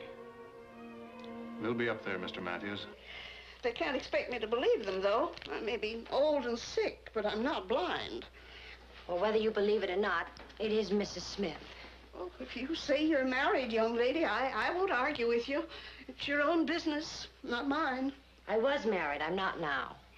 Divorced? Yes. I don't approve of divorce. I was married to the same man for 41 years. Mr. Bassett, he was. A kind old gentleman. He was always so nice to me whenever I felt poorly. I see there's something wrong with a woman who can't hold on to a man. Mrs. Bassett, I'm sorry, but I'm so tired. Do you mind? Oh, excuse me. These awful headaches bother me so. Remember now, rules of the house. No men visitors and no drinking. Yes, Mrs. Bassett, I'll remember.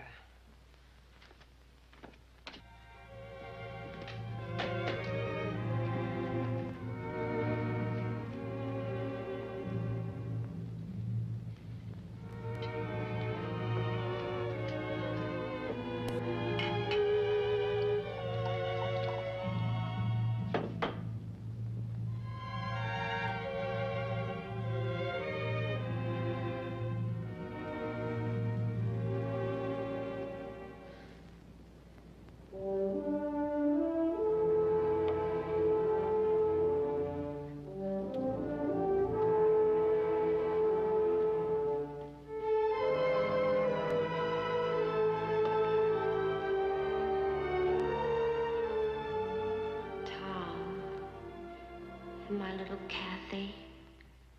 Oh, it's been so long since we've been together. We even have music, Tom.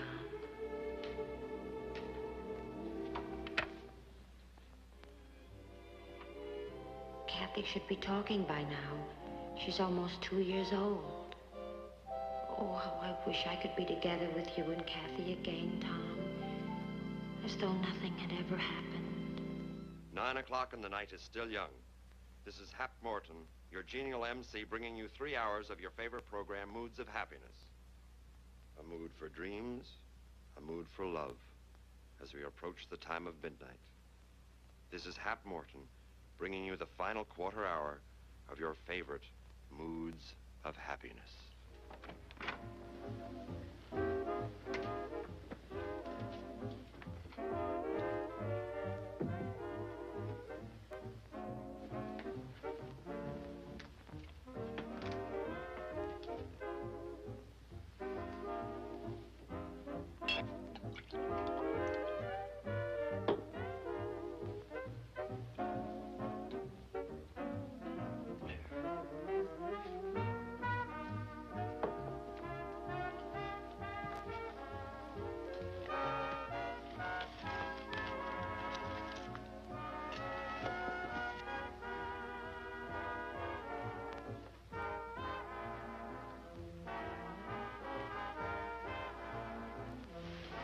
What's going on? What are you doing here? Just a little social call. What's better? Don't you like company? You get out.